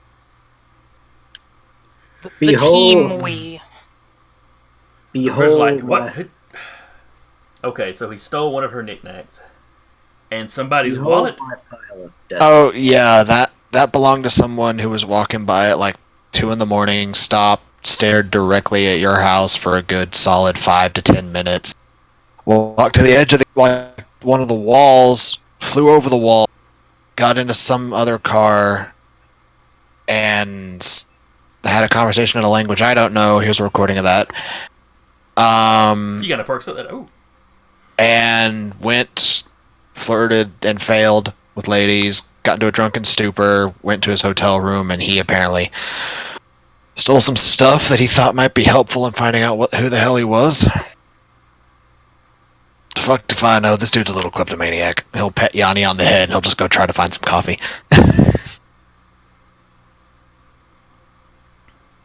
Well, you need to get that thing back to Gladys before she freaks out about it. We'll I mean, she's leave got it in so her much stuff, who mailbox. knows how long it'll be till she notices, but... Does Gladys work? I can reverse break in. Well, no, that would just be breaking it. Yes, it would. Could you not? Yeah. You never heard this. Could you not just send the little guy back to drop it off? And yes, Gladys does work. I mean, we could. Potentially. Steal something else. I'll just go over there mean, and leave it in her mailbox. Yeah, he also might do that. We're not sending him back into the shiny place. He also might do that. Finally, the professor's like, I'm gonna make the breakfast. I'll leave it in her mailbox. Just end of the conversation. Just like goes to like find her hairbrush or make coffee or something. Just walks away. Alright, so all of you have breakfast.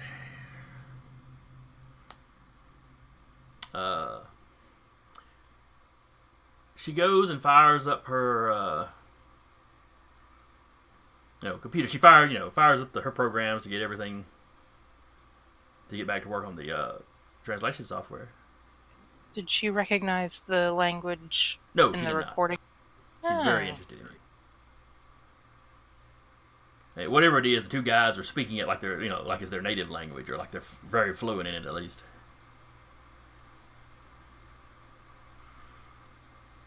She fires up her computer. She sets up one program analyzing the recording. Just to try to get an identification on what it is. When she goes to work on the information that you gave her, though, at first you hear her just kind of like, huh. And you hear, a bunch of typing. That's odd. Define odd. The information you've given me seems to be gone. Let me check and make sure I put it in the directory I thought I put it in. That's what he was doing. Okay, that explains it. Who the? Oh, she's like, yeah, because if he floated over the wall, he's clearly an Esper. Hold on, Adrian will just sort of scratch at his head, like rub his eye a bit, and just thunk. There's another copy of it in her computer. Have fun. Maybe we should have this one I a need little more bit coffee. guarded and maybe find out why that guy took it? Or do we not care? Well, the first was like, I'm not getting any deeper involved in this conspiracy stuff. She starts working on the information he gave her. It's like, got to start all over again. I mean, I assume they would have backed it up last night, but Do it now.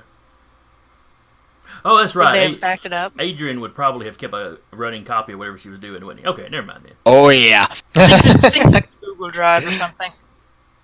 Yeah, he's a walking Google Cloud, basically with this stuff.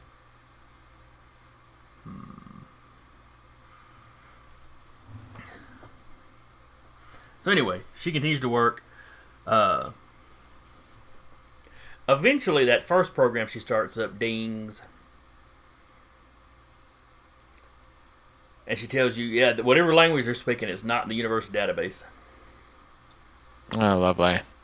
And that database pretty much includes every known language. Ooh, yay. How exciting! That's She just kind looks of at you. exciting. You don't sound excited. That's kind of exciting. Usually gets a shot. Yeah. She's like, that's the kind of exciting I'd like to avoid then. Yeah, you and me both. Question as regards. Does she have any way to cross-referencing to see if any of the language they're speaking coincides with the language that we found? Because we've seen it read, but we haven't heard it spoken. Correct? Correct. She's like, As far as I know. that can be tricky to figure out. It's definitely an angle to look at, I guess. But how would they be speaking a 10,000-year-old dead language? How would they How be did- speaking a language that's not in the database? There's many, many questions. Yes. Well, all that would Very require carefully. is that it's an obscure dialect on some planet, or that maybe it's not a well-known world or an previously uncharted world. The guy looked human, though, right? You said? I think I just said he was a guy, but yeah, we'll say he was human. Yeah. Well, on the same note, how does somebody from a race that's barely just made it into the industrial age somehow have Esper powers and advanced firearms and made it here? Slave trading connections. She's like, yeah, that's possible. I mean, granted, that was not long enough ago that any of those guys any of that species would be likely to produce Esper powers. Yeah. She's like, your own ancestors they had been dealing with the Crucible for, centuries before Espers became common on Earth. Hmm. Which is the usual time frame you're dealing with there. Yeah, something like that. That is not And not a yet- field she's an expert in. But And yet, here we are.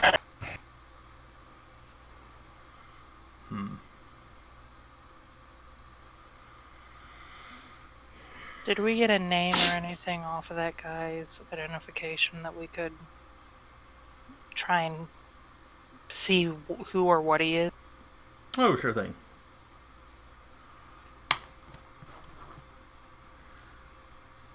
Let's see. The name of the ID is Kit Borden.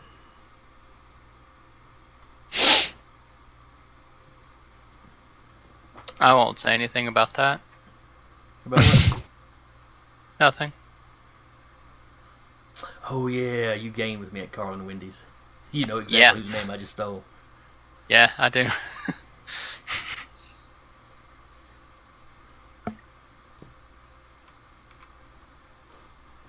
But if it helps you remember them, I'll let you do it. It does. Did we find anything as far as other than their name? Do we find like home planet, criminal record? Oh, somebody give me would it be computer use? I mean, you'd be using a computer, but it might be more of a search. If we're doing, go ahead. Investigation. That's what it would be. Investigation. Okay. I have both computers and I don't have investigation. I do. 1 second, I'm double checking something for Cat. At least run a computer check while I'm at it. Because Cat does have access as an operative to ShadowNet. Ooh. Which Jesus. means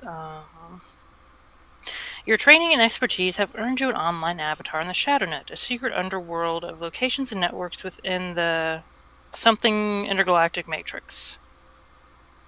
The sim. Yeah, the sim.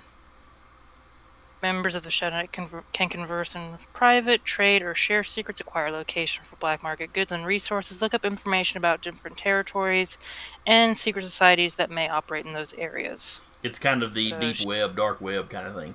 Yeah. More or less. She may try and reach out to some of that.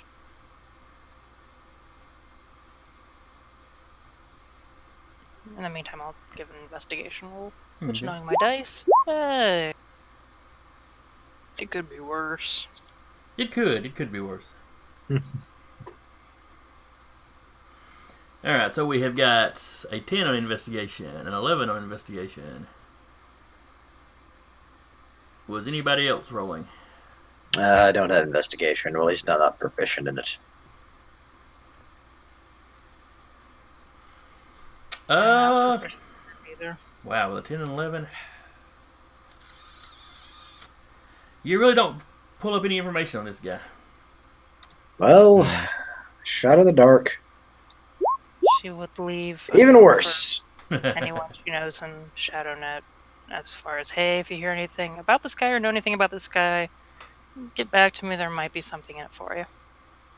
There's totally not anything in it for them, but they don't know that. That's it. Start burning those bridges. She'll maybe owe somebody a favor if they can get him some information.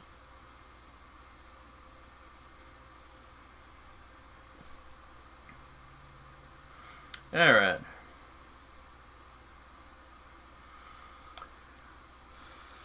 Let's see. What does the professor want to do? She continues work on the translation.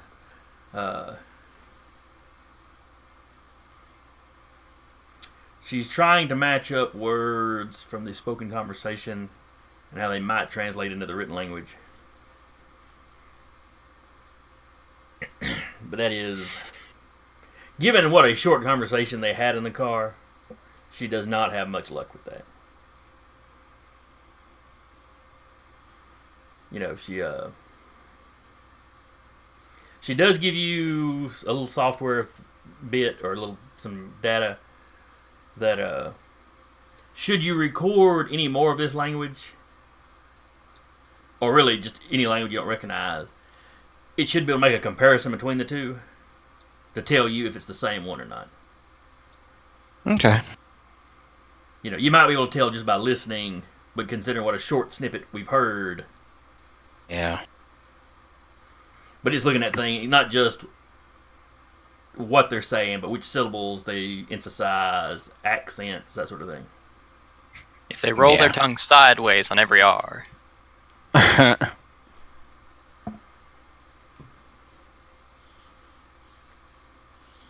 If they have a lisp. But Intentional or otherwise.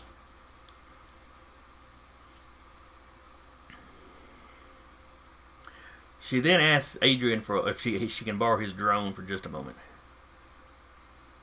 I guess so. What do you need? Excellent. What do you need to steal? She described. Yeah. She Gonna describes go a steal box. some shit. She describes a Uh-huh. box in her attic. Could it fetch her right quick? You know, it's a very small. It shoots up through the ceiling, comes back down with the box. The box just appears in her lap out of midair. She kind of gives a start. Oh, that's got to be a useful little something to have. He is. Yeah. And she starts digging these little devices out.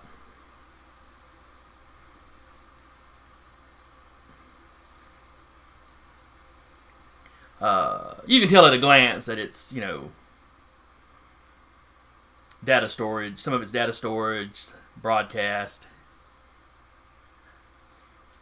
And she starts putting together. We use this to back up our data in the field. So if we were on site, it could broadcast back to the campsite. Mm-hmm. She goes off, she gets a battery pack. What I would like your droid to do is drop this in one of the neighbors' attics. Some out of the way little corner where it's not going to bother them. Uh-huh. If your friend comes back to wipe my data again, he shouldn't have any reason to start looking at my neighbors' houses. Fair enough. I like her. She's smart. Just download what you need and it'll get to it. You know, she backs up the data there. Actually, deletes it off her hard drive after doing that. She's like, that way they come back and check, it's not on here. Fair enough.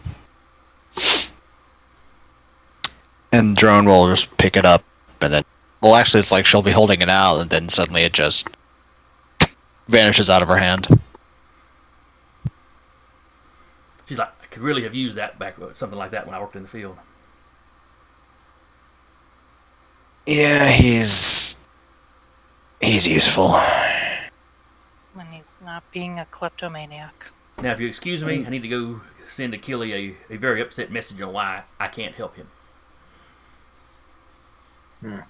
Uh-huh. You have fun with that.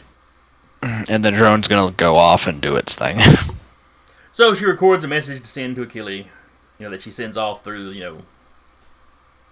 they're far enough away that live communication probably isn't possible, but she records a video message for him. Tells him what? Tells him about the attack. Tells him about, yeah, she was very interested in the information. It looked fascinating. And then, how somebody came and wiped it in the middle of the night, wiped her computers. And basically how, as much as she'd like to help him, and she knows she owes him a favor, this is just too dangerous. She does not want to get involved. Wink, wink, nudge, nudge. Doesn't do any of that on camera. Say no more. And then she apologizes again, asks him, please don't contact me again, and disconnects. Okay, when you speak to Achille, let him know that I'm going to continue working on this. At some point, I will have probably one of my undergrads. Might be better to go with somebody that's already graduated. I'm still in contact with a couple of former students. I might use one of them as a sort of... Just hand it to somebody you don't like very much. As a sort of dead drop.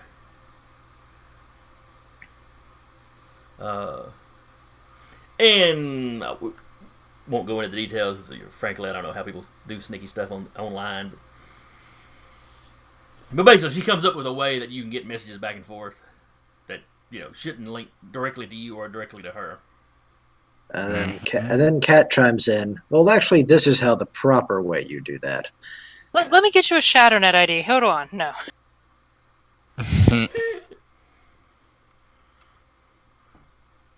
Actually, she'd probably be like, yeah, some of my former students probably already have one. Yeah.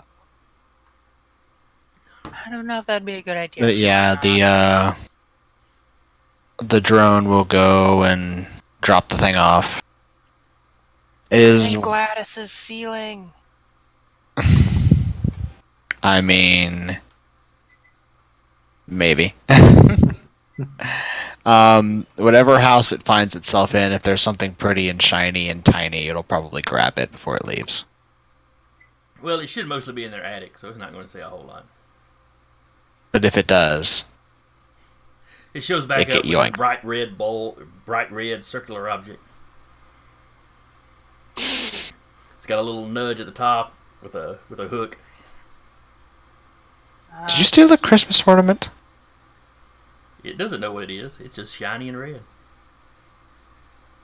He stole a Christmas ornament. Okay, I'm hanging that in my door on the gunship.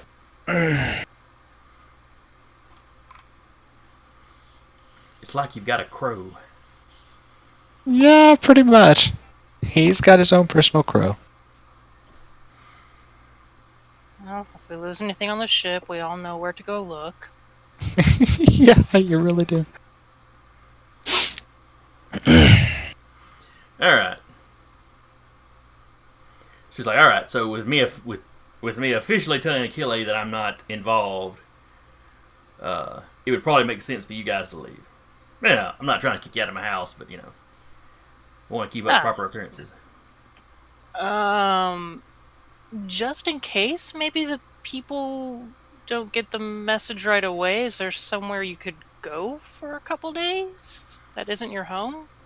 I mean, I'm just an overabundance of caution. It's like kind of thing. I've got a buddy with a little cabin somewhere. I could probably talk him and let me stay there for a few days. Yeah, I mean, just to maybe be like, this whole thing, you have to go clear your head afterwards. That would make a certain amount of sense. Yeah. Given how quickly they found me when you physically brought me the information, I don't figure there's anywhere I could go hide that they couldn't find me if they've got that kind of reach. Yeah, but throwing them off the trail, maybe like talk to your folks at the college. And it let 'em seems know. like something that somebody in my position would do. Yeah, make it seem obvious. Well, not too obvious. Yes. Just obvious enough. And then she snaps fingers. In my security system, while I'm gone, I'll have the company come out and upgrade my security system. That would make sense. Yeah. It's not going to do any good if they're espers, but It just depends on their specialization. True. But again, it looks like something that I should do if I'm freaked out. Yeah. It's probably a good idea.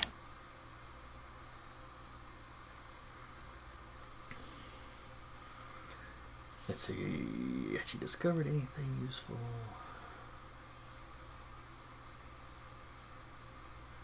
No, not yet. Okay. So, she's put together that plan. As you're leaving her house, what do you do with her neighbor's snow globe? Or sand globe, whatever you call it. She'll look over at Adrian. Can Yanni put this back in there without stealing anything else? Probably? I will give Yanni something shiny back on the ship if he puts this back without stealing anything else.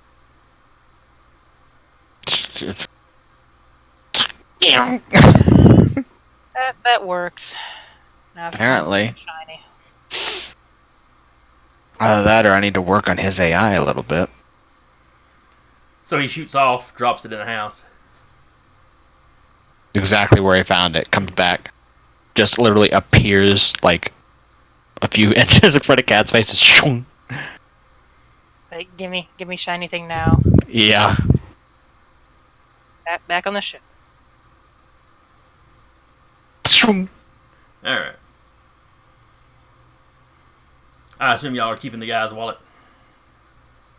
Did we get a Yeah. tablet from him too? Yeah, you did. Nobody ever did. Yeah, we did. Fiddle with it back on the ship, or... Give it hope. I recommend we do something with the tablet. All right, what do you want to do with the tablet? Let's do something with the tablet. Do you want to do it out here in the open? Let's go to.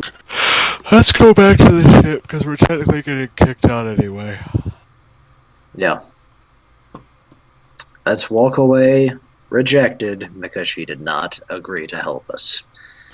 Yeah, play sad Hulk walking away music in the speakers of her mouth.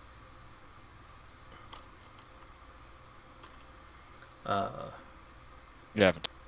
Oh, what was the name of that song? Was it Lonely Man? The Hulk theme had a name, and I forget what it was now. Lonely Man, I think, was. Oh, if and, YouTube agrees with. And Jason, for your information, that was me attempting to hack into the system of basically the pad once we get back to the ship. Oh, the 23. Nice.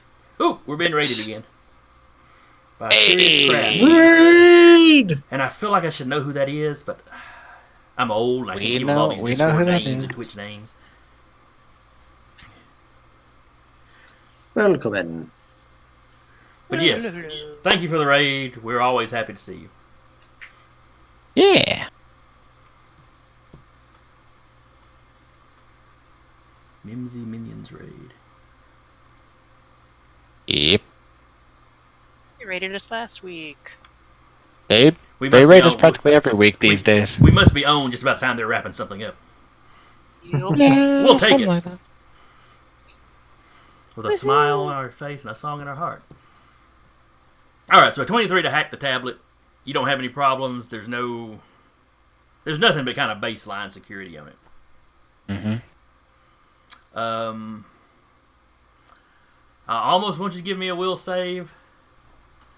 Just for how disturbed you are by the sheer amount of adult Things- content on this tablet. Uh-huh. Both professionally made and stuff he was clearly making himself. Oh my. Well, I got an 11. You're creeped out. You're pretty creeped out by it. As an Ashen Forged, I'm not sure how promiscuous your character is. But this is eye opening for you. Oh. This guy looks at like, oh. That actually explains a lot. So That's how that the works. special hugging. I had wondered what was special about it. Yeah. Mm. Wait, do we get to have the birds and the bee talk with him? I don't think he's quite that bad off. Okay. We can see when a mom and daddy love each other very much, they pull out the test tubes. Okay, first off, what's a mom and dad? But other than that, you've got Like I was literally constructed, so. you've got You sweet summer hotel child. reservations he's made, other places he's been, snapshots of tourist attractions. This guy clearly travels a lot.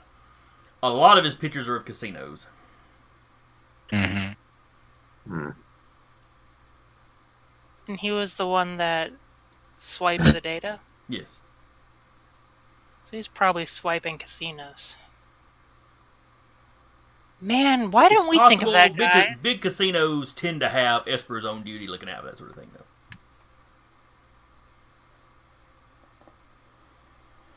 Let's see. He doesn't really have any financial data on here.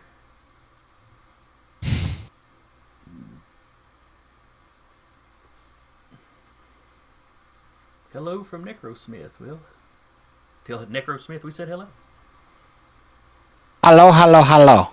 And there's nothing that we found on the web about him as far as criminal background or anything Oh, they're from like that. Nerdsmith. Okay. That's a name. Yeah. That's a name I've heard of. Okay. Mm-hmm. I think Heath has rated.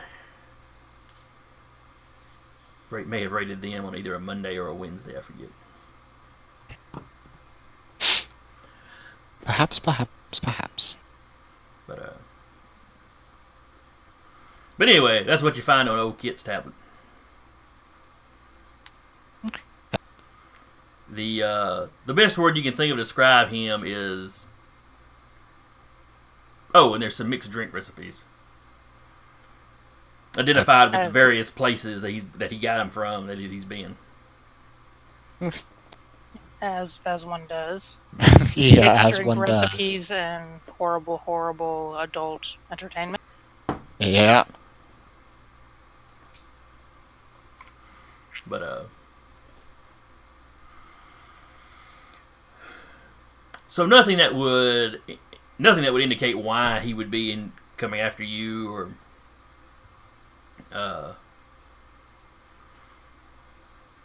nothing that's really overly suspicious, other than this guy is some kind of hedonist. Said there were no financial transactions or anything. No, other than he had, he may have used it to order tickets for travel or whatnot. But He looks over.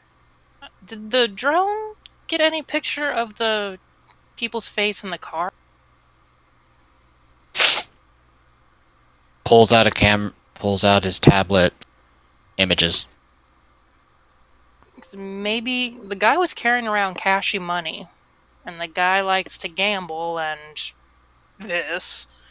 Maybe someone knew about his particular set of skills and fronted him some cash money to take care of that data. That still doesn't explain him speaking in the language that we don't understand. one mystery at a time, man. One mystery at a time. 35 mysteries all at once in a blender. Say we did. On the other hand, since this guy has apparently been seen through casinos a lot, there'd be plenty of documentation of him. And if he was doing illegal things, even more so. Mm-hmm. Probably. Well, keep in mind, y'all rolled single digits to investigate him, so Yeah. there is that. On the other hand, you know what hotel he's at. I mean, don't shake information out of him, but... And he's only been asleep for, 3 hours at this point, so... After staying up all night drinking. Do we feel like being criminals, or are we trying to be not criminals? She looks around. I'm trying to not be a criminal. I have a long life ahead of me, saying I don't die.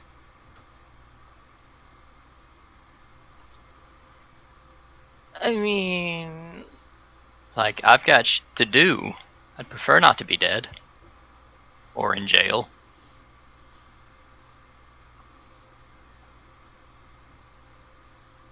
So anyway, you're leaving the professor. You went back to the ship, did your hacking on his tablet, which by the way is illegal. So you're already criminals, and you stole it. So I didn't do it, fair and enough. I can't stop someone from doing Esper powers on shit. I totally didn't do it either. That was all my drone. Bad programming will give it back. We could say the drone accidentally stole this and take it back to him. Sure. I don't know how that would work out in our favor, but it's... Well, you brought if you bring the man his wallet back, he should be at least be grateful for that. Hi, here's the wallet we may or may not have accidentally stolen. Can you tell us all about your background and what the hell you were doing outside of the professor's house? Yeah, that's gonna go over. Hey, you dropped this outside of a buddy of ours' house. He probably would have used it last night at the bar, though, so... Yeah, fair enough. In fact, if he's drunk enough... If he's drunk enough, he might not remember using it, but, yeah. So anyway, what are y'all gonna do?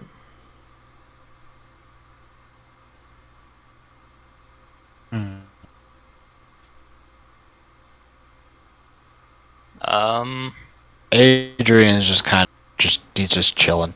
It's like, I don't give a damn right now. We have done nothing but get attacked and mugged this past month and a half. I want to... Anyhow, you've had plenty of travel time, and all your time traveling the ship has been perfectly peaceful. He let you build a droid. Uh huh. Really, it's kind of like actual combat. It's about 80% boredom, 20% absolute terror. Yeah. Do we More want or to let less. this guy go then? Do we want to find a way to keep tabs on him? Well, I mean, we can. Do we want to just We, be really paranoid about everything like I'm being right now? we do have his tablet. Anyway, we can more or less put a tracker or something on it. You could probably put some sort of Not even a device or just like a trip. Considering he bumped the data from the professor, I think he might be able to get rid of any tracker we put on it. If he goes looking. And I mean, the first thing I would do after getting a tablet full of porn back is make sure no one's following me or looked through it or. Theoretically. I mean, that would not also. that it's ever happened, just No, theoretically. never Yeah. happened. Just theoretically.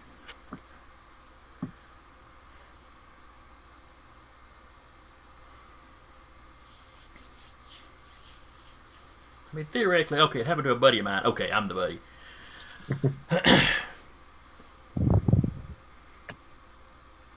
Okay, so what's y'all's battle plan?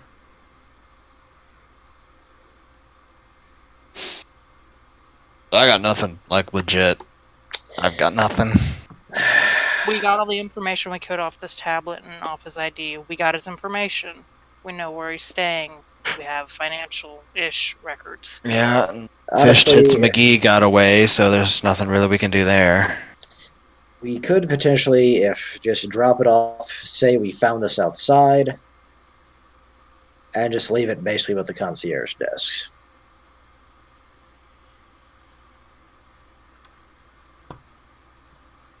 It would show one of our faces. If he's tied in with someone that's Not Danru. touche. Ew. Have Danru basically take a face, walk in, hey, I found this outside, and leave. Yep. That's a doable thing.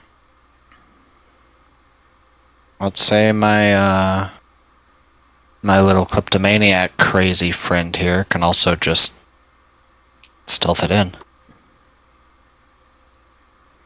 Mm-hmm. Stole it once, he can unsteal it. Mm-hmm. He would like to, but that violates his religious principles.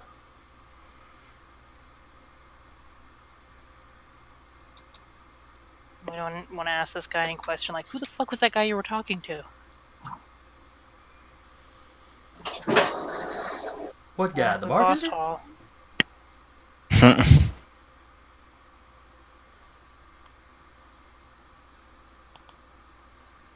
But so we're returning the tablet in some form or fashion. Yeah, you know where the hotel's at, so you could always drive by there Yeah. and then have the drone go. I'm assuming one of the tech guys, in their infinite wisdom and techiness, has made sure there's nothing on any of this that is going to be just pinging and, giving away our location. Yep. Okay.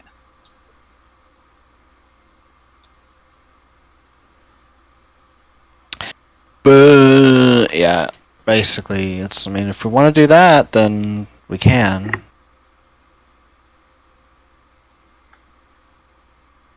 Really want to ask the dude about the conversation, but that'd be showing too much of our hand, probably. Yeah, just a bit. And also, there'd be no way to tell if he was lying or not, really. Uh Or you huh. just have to use your. I'm pretty observant of people lying. I mean, I'm a It's not practiced sense motive liar. anymore. What is it? What you're looking for is insight. That's right. Yeah, I'm, but like, I'm actually trained in that as well. this is what the conversation was about. That was a lie. Well, this is what the conversation was about. And it would just be him continuing to lie until we eventually rolled a 1 and believed him. Because He doesn't know I'm rolling dice. we're not inferring a decision from him of like, this is a yes or a no. You said no, but we could tell you were lying. This is, what out of an infinite number of possibilities did you say in a language we don't know? He could tell us anything. And it's possible that was it. Walk up to his hotel room, blaring that conversation on a boombox. Now I get the image of Danvers standing outside there with the boombox and a trench coat. Well, then I just look way too much like Mr. X. And we'd want to avoid that. Because his life never ends well. We may as well get the tablet and the wallet back just so there's nothing tracing back to us or possibly to the professor. I mean, yeah, we could do that if we drive by. Okay. All in favor? I'm good All with opposed? whatever. I say nay, just for the contrarianism. About to say, when it says all opposed, one of the arms on the drone goes. "Eh." She like bops it. You don't get a vote. You stole it. Alright, so assuming Yanni will follow your instructions, Yeah, he does. he returns the wallet and the tablet with no trouble. Nothing in the room is the slightest bit different from when he left. The dude has not moved in the slightest. Check the dude for a pulse. He's still snoring, so he's obviously still alive. Okay. He may need I'll say- extra sleep I'll say- apnea. I'll say He's still alive. before Yanni leaves, it's gonna take a look around, see if there's like a comm link or something that he might have used while he was outside. He has one in his coat pocket. In his coat pocket. Where some people That's wear 'cause- their comm units, his is more of a more smartphone style. You know, it's just a separate little something you'd pull out of a pocket to use. It's Okay. a Nokia. Oh my god. That's the only thing that he's Don't be got. surprised. You know them things would still be running by that time. Yeah, no kidding. Bring it back, Chick K. Like, we found a relic! It's indestructible. Yeah. So that's the only thing the guy had on him that he might have downloaded anything with.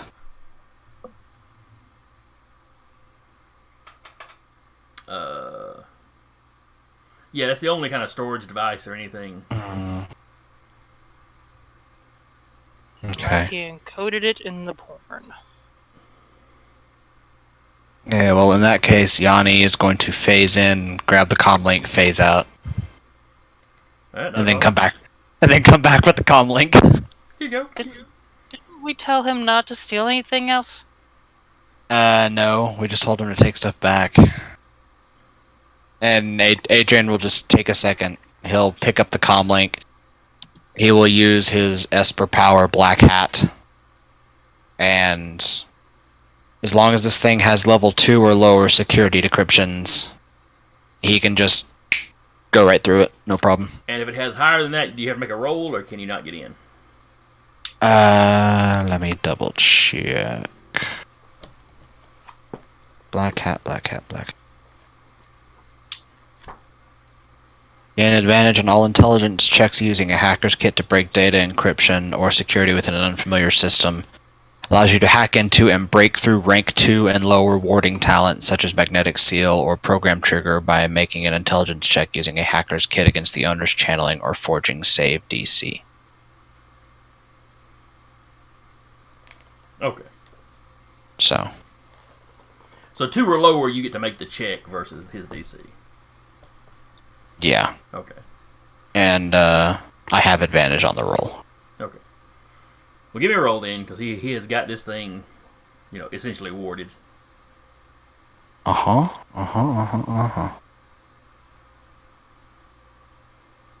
Advantage. Roll high. Attribute intelligence. 14.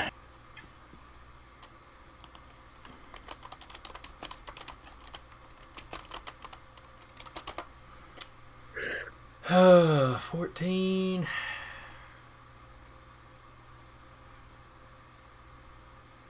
see, it's basically a saving throw, so that would be 8 plus his proficiency plus his attribute. Mm-hmm. Yeah, you don't get in. Hmm. And you, Okay, can tell, well, you he'll- can tell it's protected by an Esper ability. Yeah, he'll try again. How about just good old-fashioned computers? See what we get. That's what I'll be doing. I don't think regular computers is going to get you past an Esper power that's protecting something. Cat's gonna keep an eyeball towards, because I'm assuming they're like nearby the guy's house or hotel. Yeah, parked in the parking lot, probably. Okay. Just parked the roustabout in the parking lot. No. I'm assuming y'all got like one of the little Parking the roustabout's AI, more funny though. Yeah. cabs. Yeah, they do not let you fly ships Welcome to around. Johnny Cab. Cat'll keep an eyeball kind of towards the door, because I'm guessing the drone would have said or indicated where the room was. Yeah. How's an 18 do me? Alright, let me see here. Yeah, 18 should get through. Alright. You get in there.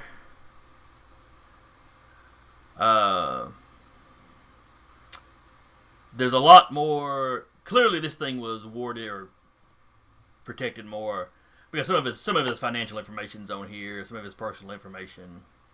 Uh-huh. You know, It will... Download it all. It will start downloading this data. okay, you have no trouble copying it. But you know, it's his expense account. There's references to other accounts in some of the documentation, but you don't get account numbers for everything. Uh-huh. You know, it's like he's got one account that he uses for just kind of his daily money that Okay. he can access through the comm link. Right.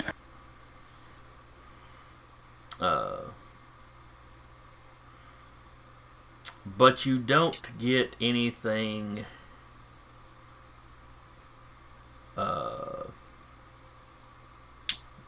You know, nothing that makes you think, aha, secret society or. Yeah. Oh, damn. You know, you get some text messages, but it's like he's contacting a hotel ahead of time to make sure his reservation's good, or Yeah. he's meeting somebody at a casino, or Right. somebody's trying to say he's a baby daddy and he's refuting it. Like medically refuting it, you know. Apparently the man is dead. Yeah. Okay.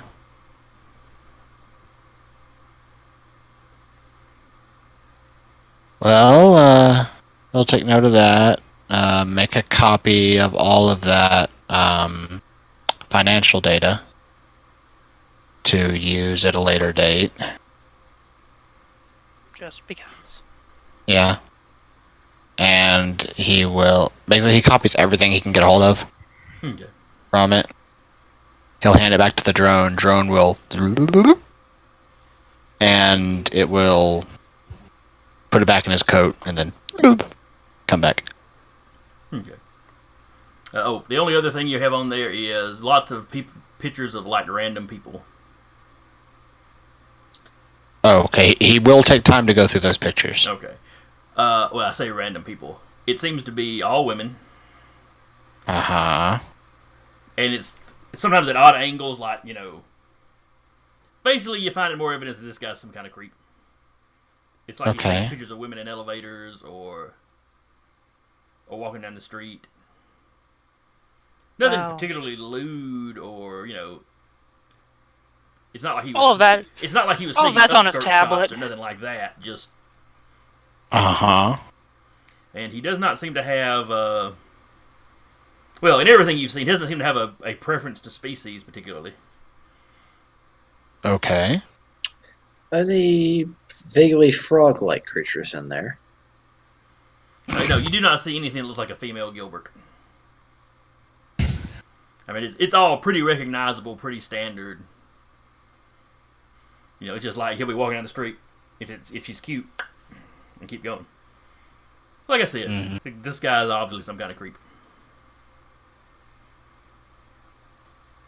Creep McCreeperson. Yeah. Completely the opposite of the guy that I named him after.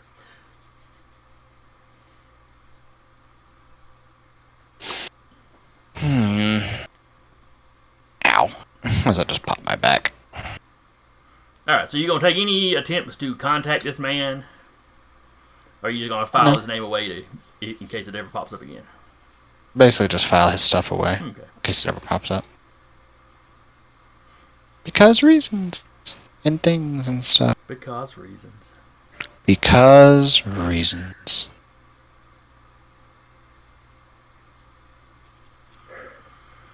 Alright, so is there anything else you want to do on this planet? Not really. I'll check in with the main cache data boards and see if we found the homeworld yet. Shockingly, you have not. Darn. I will reference to see if we find any mentions or pictures involving a droll. Gilberto. You looking for Gilbert specifically in some way? Well, he's a droll, which was something we've already established is an unusually species cattail. That's uncommon. And even with a metropolitan planet like this, he stuck out. Yes, this is true. Mm-hmm. How did he know one of us? I think I already know how or what is happening, but that would be telling. You have And a this is theory. more- You don't know. You just have a theory. Yeah, You, the player, it may not be something your character would think of. yeah. Kat will just check news from her home planet. Let me see. And also, Jason, researching that information, that be investigation or me be using computers work on that once?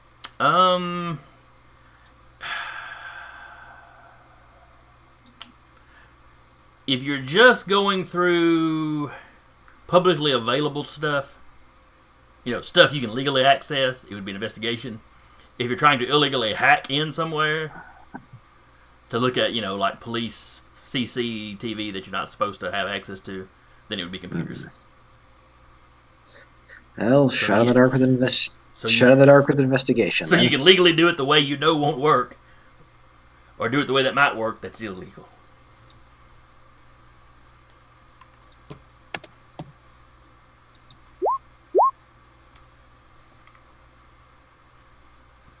That would be a no. No, there's no public records of a draw running around town. All right. Having said that, a lot of the public records wouldn't necessarily have a species name associated with it anyway. It might be, hey, we found Frogfoot here. Well, the trick is if he came in on a shuttle wearing clothes, it's literally just gonna be, I wonder what he is. Mm-hmm. But he's dressed in clothes, so obviously he's a person.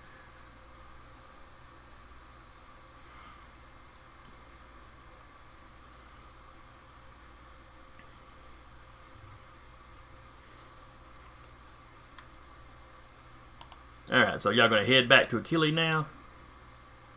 Yeah. Since when he receives that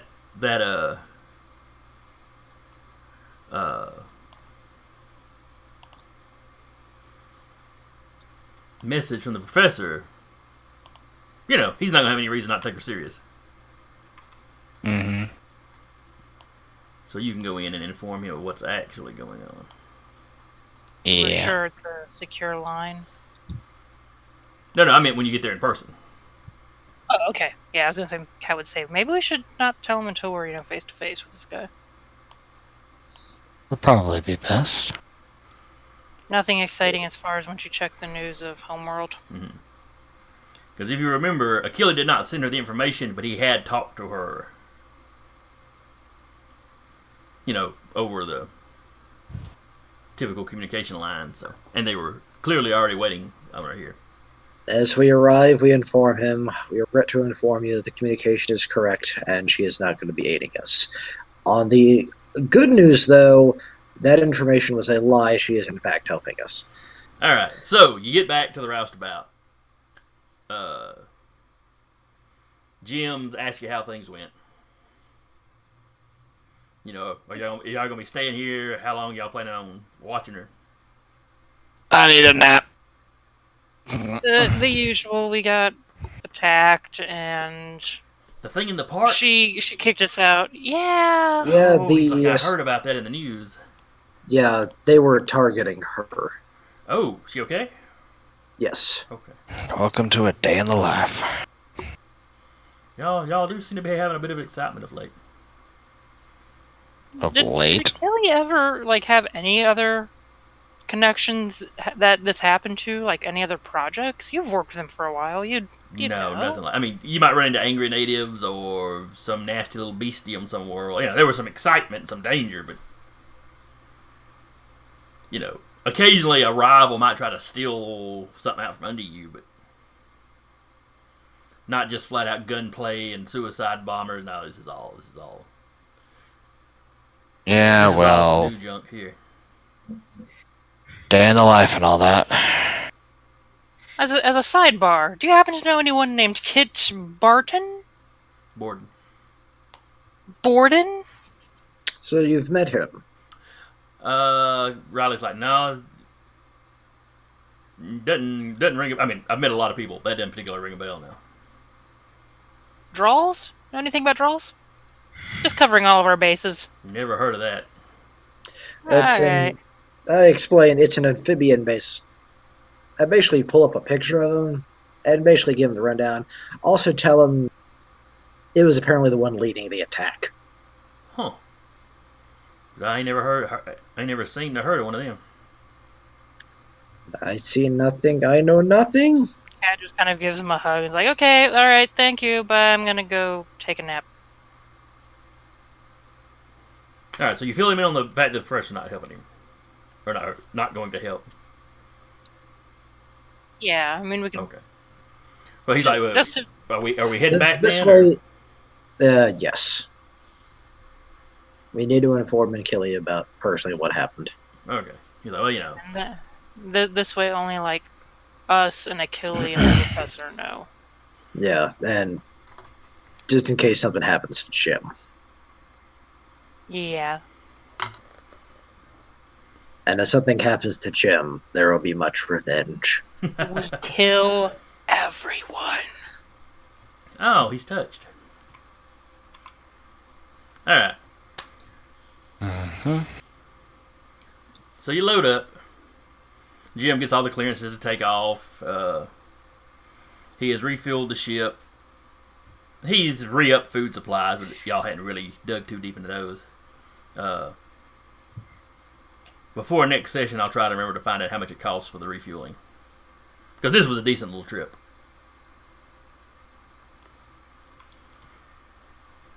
As you're leaving the system, Now that our ship has stats. Yes, I got concerned when our ship has stats and there's now a star map up. I don't know what you're talking about. The star map's just there to be decorative. Bullshit. I mean, that is technically what all maps are there to be. See? It serves no other purpose. Otherwise, it would have a grid. It does not have a grid. I mean, I can waiting for, easily put a grid, but, you know. I was waiting for 2 clicks for there to be a grid show up, and you go, okay, now there's a grid. So anyway, you're leaving Roll the system. initiative. It's a fairly busy system. There's lots of shit moving around. Nothing unusual there. As you're getting to the, outer couple of, outer orbit,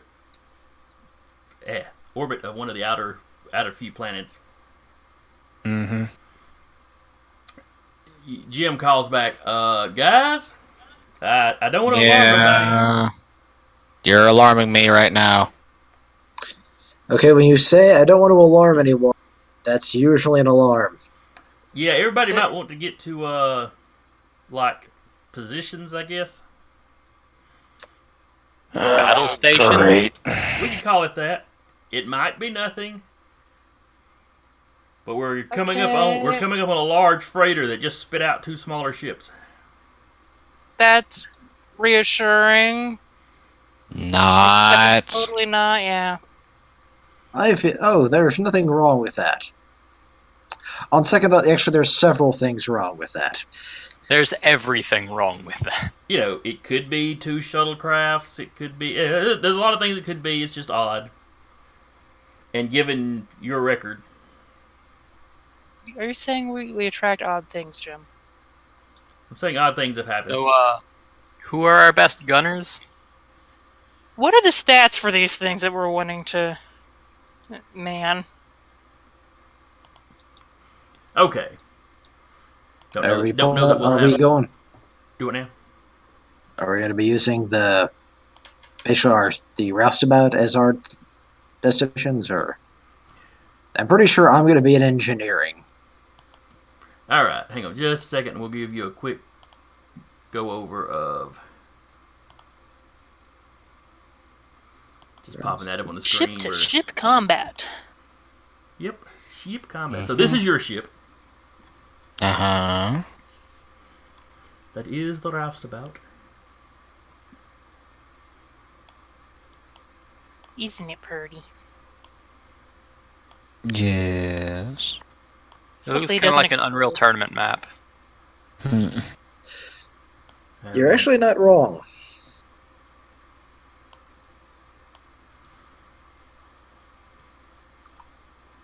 I'm not wrong in that it looks like it, or I'm not wrong in that is actually just an Unreal Tournament map. Yes. Why are you calling it a map? It is a sheep. Fine, an Unreal Tournament arena?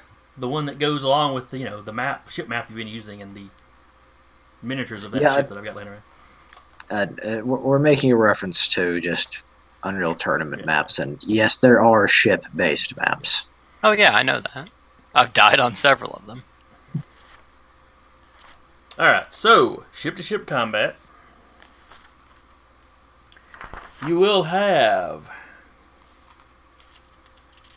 Let's see, where are the... Alright, you would roll initiative like normal, but only the pilot would roll. Then you have your crew maneuvers. Each, let's see, unless otherwise stated, each maneuver takes 1 action. And you have, let's see,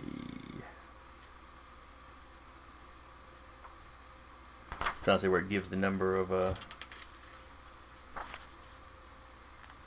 you basically have 3 categories. You have pilot maneuvers, that of course the pilot does. Pilot and co-pilot are in charge of those. You have, let's see, pilot maneuvers, the gunner maneuvers,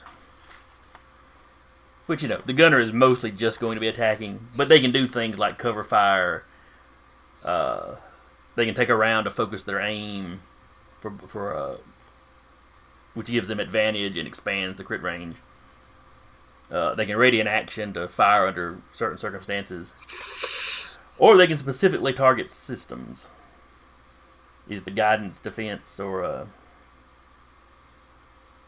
well, they don't pick the system, but if they hit the system, you're rolling a chart to see kind of what system is affected. You have a technician, then you have technicians. So basically, you have pilots, gunners, and technicians. Yeah. The roustabout's crew size. Did I write that down? I think that was actually on the... That's hull points, speed, range... No, I didn't write it down. No. Light freighter gunship. Yeah, light freighter gunship. Max crew 4. So y'all can have one pilot, 1 technician, 2 gunners. Yep. Now, what I have done, or what I'm going to let you guys do, for Mm-hmm. basically going to let Adrian and Hull be manning some of the technician stations, because some of the maneuvers use intelligence and some of the maneuvers use wisdom. Okay. Also, the stats for your ship vary depending on your technician. In statting the roustabout up, I gave you guys the advantage of whichever one of your technicians had the best stat for that something. Okay. The trick is, as far as doing maneuvers, you can only do one technician maneuver around. Okay. You know, as far as the actual actions they take. Mm-hmm. So you two will basically, when that comes up, you two will have to decide what action you think would be best. And then whoever's got the better stat will roll. Mm. You know, division of labor. Right. Now, generally, Jim is your pilot. But I'll let one of y'all roll for him. Mm-hmm. And then Because I think we, because we, I'm trying to remember, is Cat also a pilot? Because we do have No. Danru is also a pilot for space vehicles. Okay, I knew we had someone who had the pilot skill. well, it's not a skill; it's a proficiency with the vehicle. Let's see. Yeah. Because your piloting rolls are all based off of proficiency. Plus Dex. Yeah, pretty much. I think that's pretty much all it is. And I have not looked at the entire feat list. There may be feats that factor into it. But What is the gunner stat? gun. 'Cause I'm not seeing that. Let's see.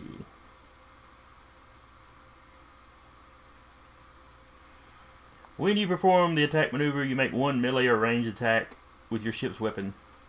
I don't know what kind of ship has a melee weapon. Just attach a giant crane to the front of it. Well, you do have rules for Combat ramming art. other ships, so that's probably what you'd use when you're ramming another ship. Let's not get to the point where we gotta ram things. Oh. Yeah, let's avoid that if at all Ram's possible. the pilot, so I don't know who would do that.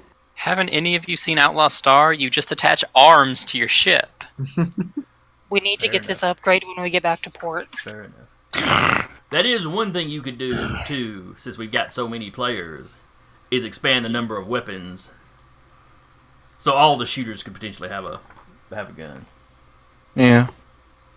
Can we just have our ship grapple the other ship? Okay. I suppose you could build giant mecha with the ship rules. I don't know. That was my next question. Can we turn it into a transforming mecha? Yes, but cost effectively, it would just be better to buy like 20 tanks.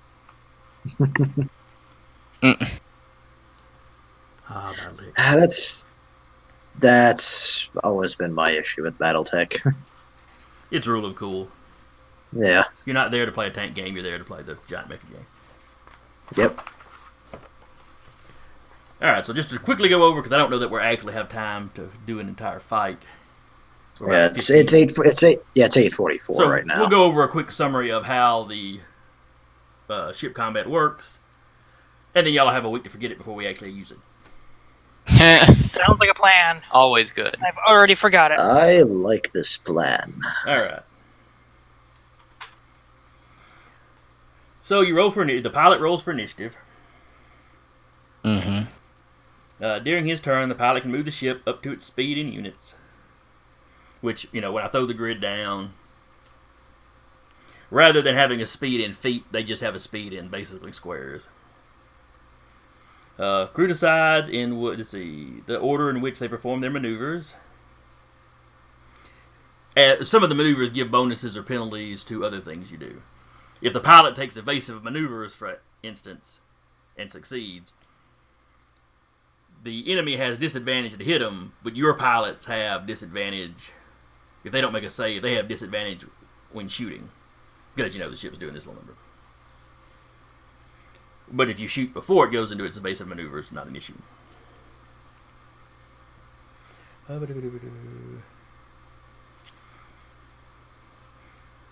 Certain maneuvers may use bonus actions. Some things allow reactions. Time and movement. Rounds are basically the same amount of time. Just like in regular combat in 5e, you can do part of your movement, do a maneuver, do the rest of your movement. Or, part, move a couple units, take a shot, move a couple units, take your other shot, move a couple units, go into evasive maneuvers or whatever. Mm. You have turbulent zones, which is basically crap, I'm blanking on the term now. Like rough terrain is the equivalent of rough terrain, or crap. There's a D&D term for it, and I'm completely blanking. When it halves movement or whatever. Rough terrain. Rough terrain. Was that it? Okay. Yeah. And that can be things like you have some kind of weird distortion, or you're in a debris field. Or you run into dense space. You laugh, but that's basically going to happen to you at some point. Spoilers. Well, I mean, dense space technically exists. Oh no, we're letting in space air. Space is extra chunky today. Now, if you're fighting, you can't occupy the same space as another ship. But if the size of your ship is 2 sizes larger or smaller than another ship, you can pass through its square in your movement. I mean, you can occupy the same space, but then one of you's dead. Well, that's to pass through, moving in.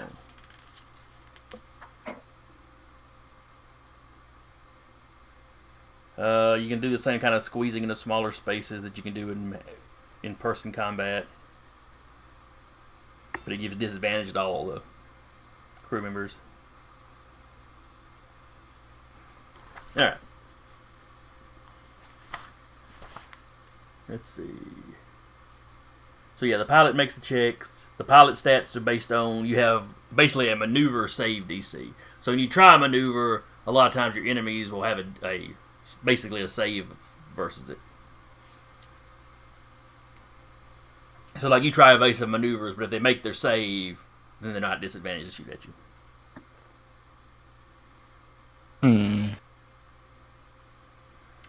Piloting maneuvers consist of attack run, which is basically where you just kind of point your ship at the enemy and charge.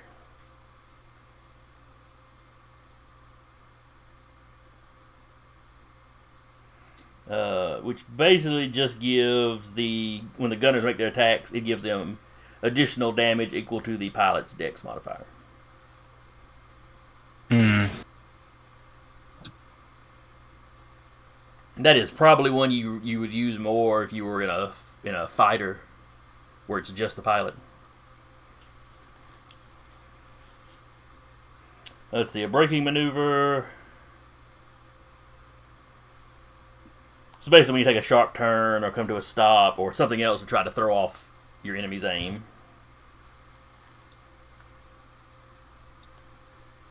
Dogfight. You attempt to sync up with the enemy's flight pattern to gain a steady target. Stay on target. Let's see. Any one of you go, I'm a leaf on the wind, I will punch you. No, You have to do it quick before they die. Yeah.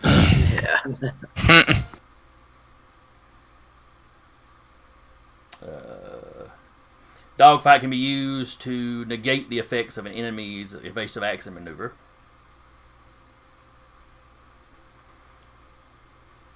Basically it's an attempt to give you advantage. So if it gives you advantage and the enemy is giving you disadvantage, it cancels that.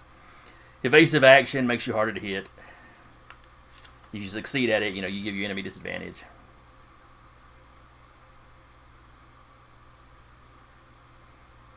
Let's see, feinted stunt.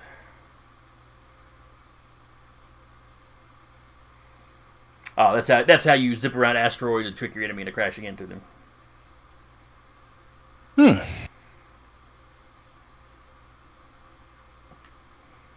Oh well.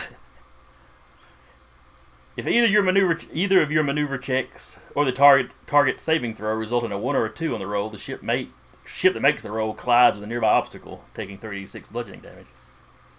So if you flub the roll, it's bad for you. If they flub the roll, it's bad for them. Mm-hmm. And most of these involve dexterity checks. Okay. There's at least 1 or 2 that may be wisdom, since it's more guessing what you're, figuring out what you're attempting to do. Yeah. Full thrust. Let's see. You have to make a piloting maneuver check. If you succeed, you increase your speed for a turn. Force position. You attempt to force the enemy ship into a optimal position for an ally's attack.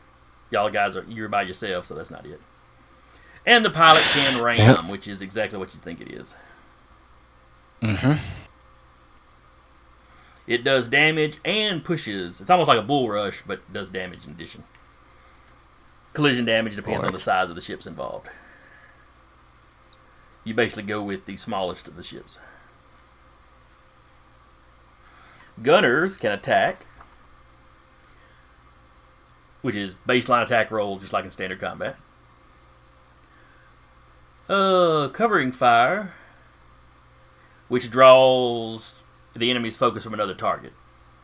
So, in the fight y'all will be doing next week when we start up, you'll have no use for that because they ain't going after anybody but you. I mean, if it's actually an attack. And like I said earlier, focused aim, you spin around. It gives you advantage, and your crit range goes from a 20 to a 19 to 20. Readying a maneuver is just like readying an action, or taking the ready action in regular combat. Targeted systems. On a hit, you make a ranged attack roll. On a hit, you inflict half your weapon's normal damage, and the target ship's technician must make an intelligence saving throw against your maneuver DC. If the save is not successful, the target also suffers system damage, and each system that's damaged gives them penalties. Defense lowers their AC. You can take one of their weapons out. If you do damage to their electrical system, they can only take one maneuver around. So only their pilot can do a maneuver, or only their gunner can do a maneuver. Technical maneuvers, or technician rather maneuvers. Power boost. If you succeed on that one, which is a wisdom mechanics check, you can increase the ship's speed by half until the next turn. I'll be right back. Or grant a bonus on a maneuver roll made by the pilot or gunner. The bonus is equal to D4 plus your wisdom modifier. So that'd be one. Hull would probably be interesting. That's what I'd probably be doing. With an intelligence astrophysics check, you can improve sensors. No, Adrian just left, so. Well, we'll have to go over. Eric's back.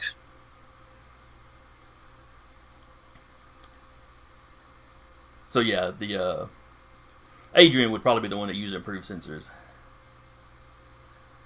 Jury rig, you can do a quick patch on systems that may be damaged in combat.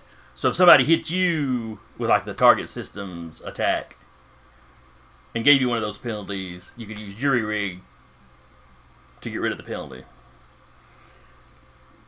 Let's see. Pinpoint targeting, you scan the target for structural weakness. Make an intelligence computers roll versus the maneuver defense. If successful, until the start of your ship's next turn, a successful weapon attack from your ship against the target deals additional damage equal to your intelligence modifier. So, there's ways that the pilot can add his dex to your damage, and then your technician can add his intelligence to the damage. So there's ways to jack your damage up if you're careful. Sensor jamming basically gives the enemies disadvantage because you're jamming their targeting. Shield boost. You divert power from non-essential systems to increase the power of the ship's shields. It's a wisdom mechanics check. If successful, your AC goes up by 2. Let's see. Damage and repair. Hull points are hit points. Yeah. They were even kind enough to give it the same abbreviation. Structural integrity. Think of that. You know how a player, as a player, when you make death saves, you have to make 3 successes before you take 3 losses. The same applies to this. It works a little differently. Your structural integrity, basically, let's see, when a ship's hull points. Let's see.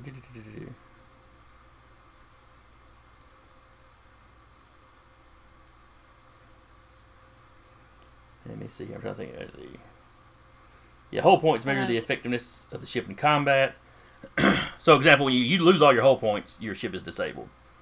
I will be right back. The ship's structural integrity, referred to as SI, measures the overall endurance of the ship in regards to stress and system damage. The more damage a ship takes, the less likely the whole thing will be to hold together. Every ship, let's see, has a score, calculated, yada yada. A ship loses 1 structural integrity whenever any of the following occurs. The ship fails a system shock roll, which some of the maneuvers can cause that. The ship takes damage from a single attack that is equal to or greater than half its hull point maximum. The ship takes damage after being reduced to 0 HP. Each time the ship loses SI, roll a d20 and consult the system failure table below. And they are cumulative until the ship undergoes a patch or full repair. And that's thing, it's very similar to the target system table, but a little more expansive. For example, the crew can wind up taking damage as panels short out, and, think of any rough Star Trek fight where, panels are blowing up and the crew goes flying, that kind of thing.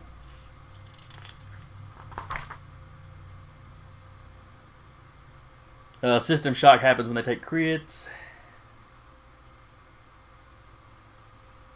System shock happens for very different reasons. Yeah, I was thinking one of the maneuvers did it too, but I may have been misreading something. I was making a game reference. Oh. Never did play that one. But basically, yeah, crits, in addition to doing the damage, can damage specific systems. Let's see, resistances and vulnerabilities won't really play into this one.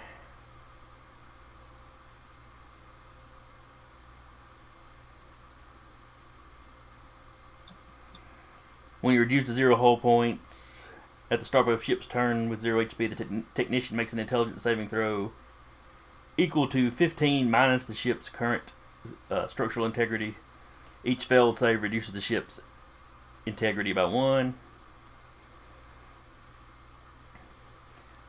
And while you shouldn't be shooting into, person level combat with the ships, there's rules for how much damage ship weapons do to people. It's probably not going to be pretty.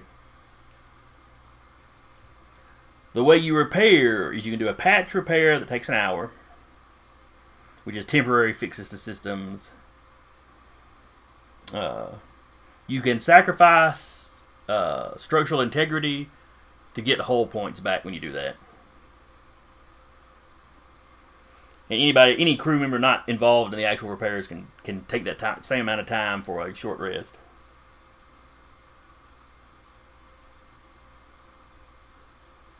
Or rather, you can take a long rest and still do a patch repair. And also, Jason, we are at 9 o'clock. Okay. And then a full repair takes 24 hours.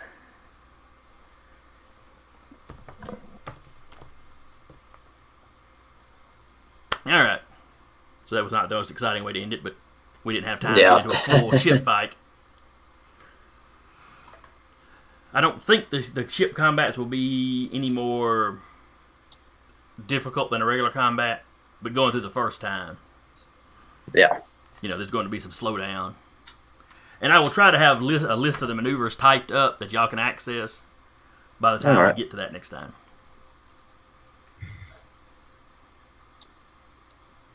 But, so, thank all y'all for playing with me tonight. Thank everybody on Twitch that's been watching. We especially appreciate the raid. Again, tonight I've been your GM. I'm Jason. And playing with me has been Sarah as Kat, who's off screen at the moment. Taylor as Dan Rue, Eric as Adrian, and Patrick as Hull. And let's see. On the channel tomorrow, we should have Atlas running her Missing Bell D&D campaign. Eric, do you remember if Maddie was starting up her Curse of Strahd this Thursday? I believe so. Okay. I believe we're going to have 5th edition, 5th edition D&D, Curse of Strahd should be starting up this Thursday. Which, I'm curious. I've played through Curse of Strahd, and I'm curious to see her torture other people with it. Oh, there's Heath on the Discord or on the Twitch with us. Yes, all right, it is this Thursday. And then next Monday, Heath will be back with Foundations of Adalar, which is the kind of the flagship campaign. Anybody got anything else they need to add? Nope. All right, then. We will see y'all later then. See you. See ya.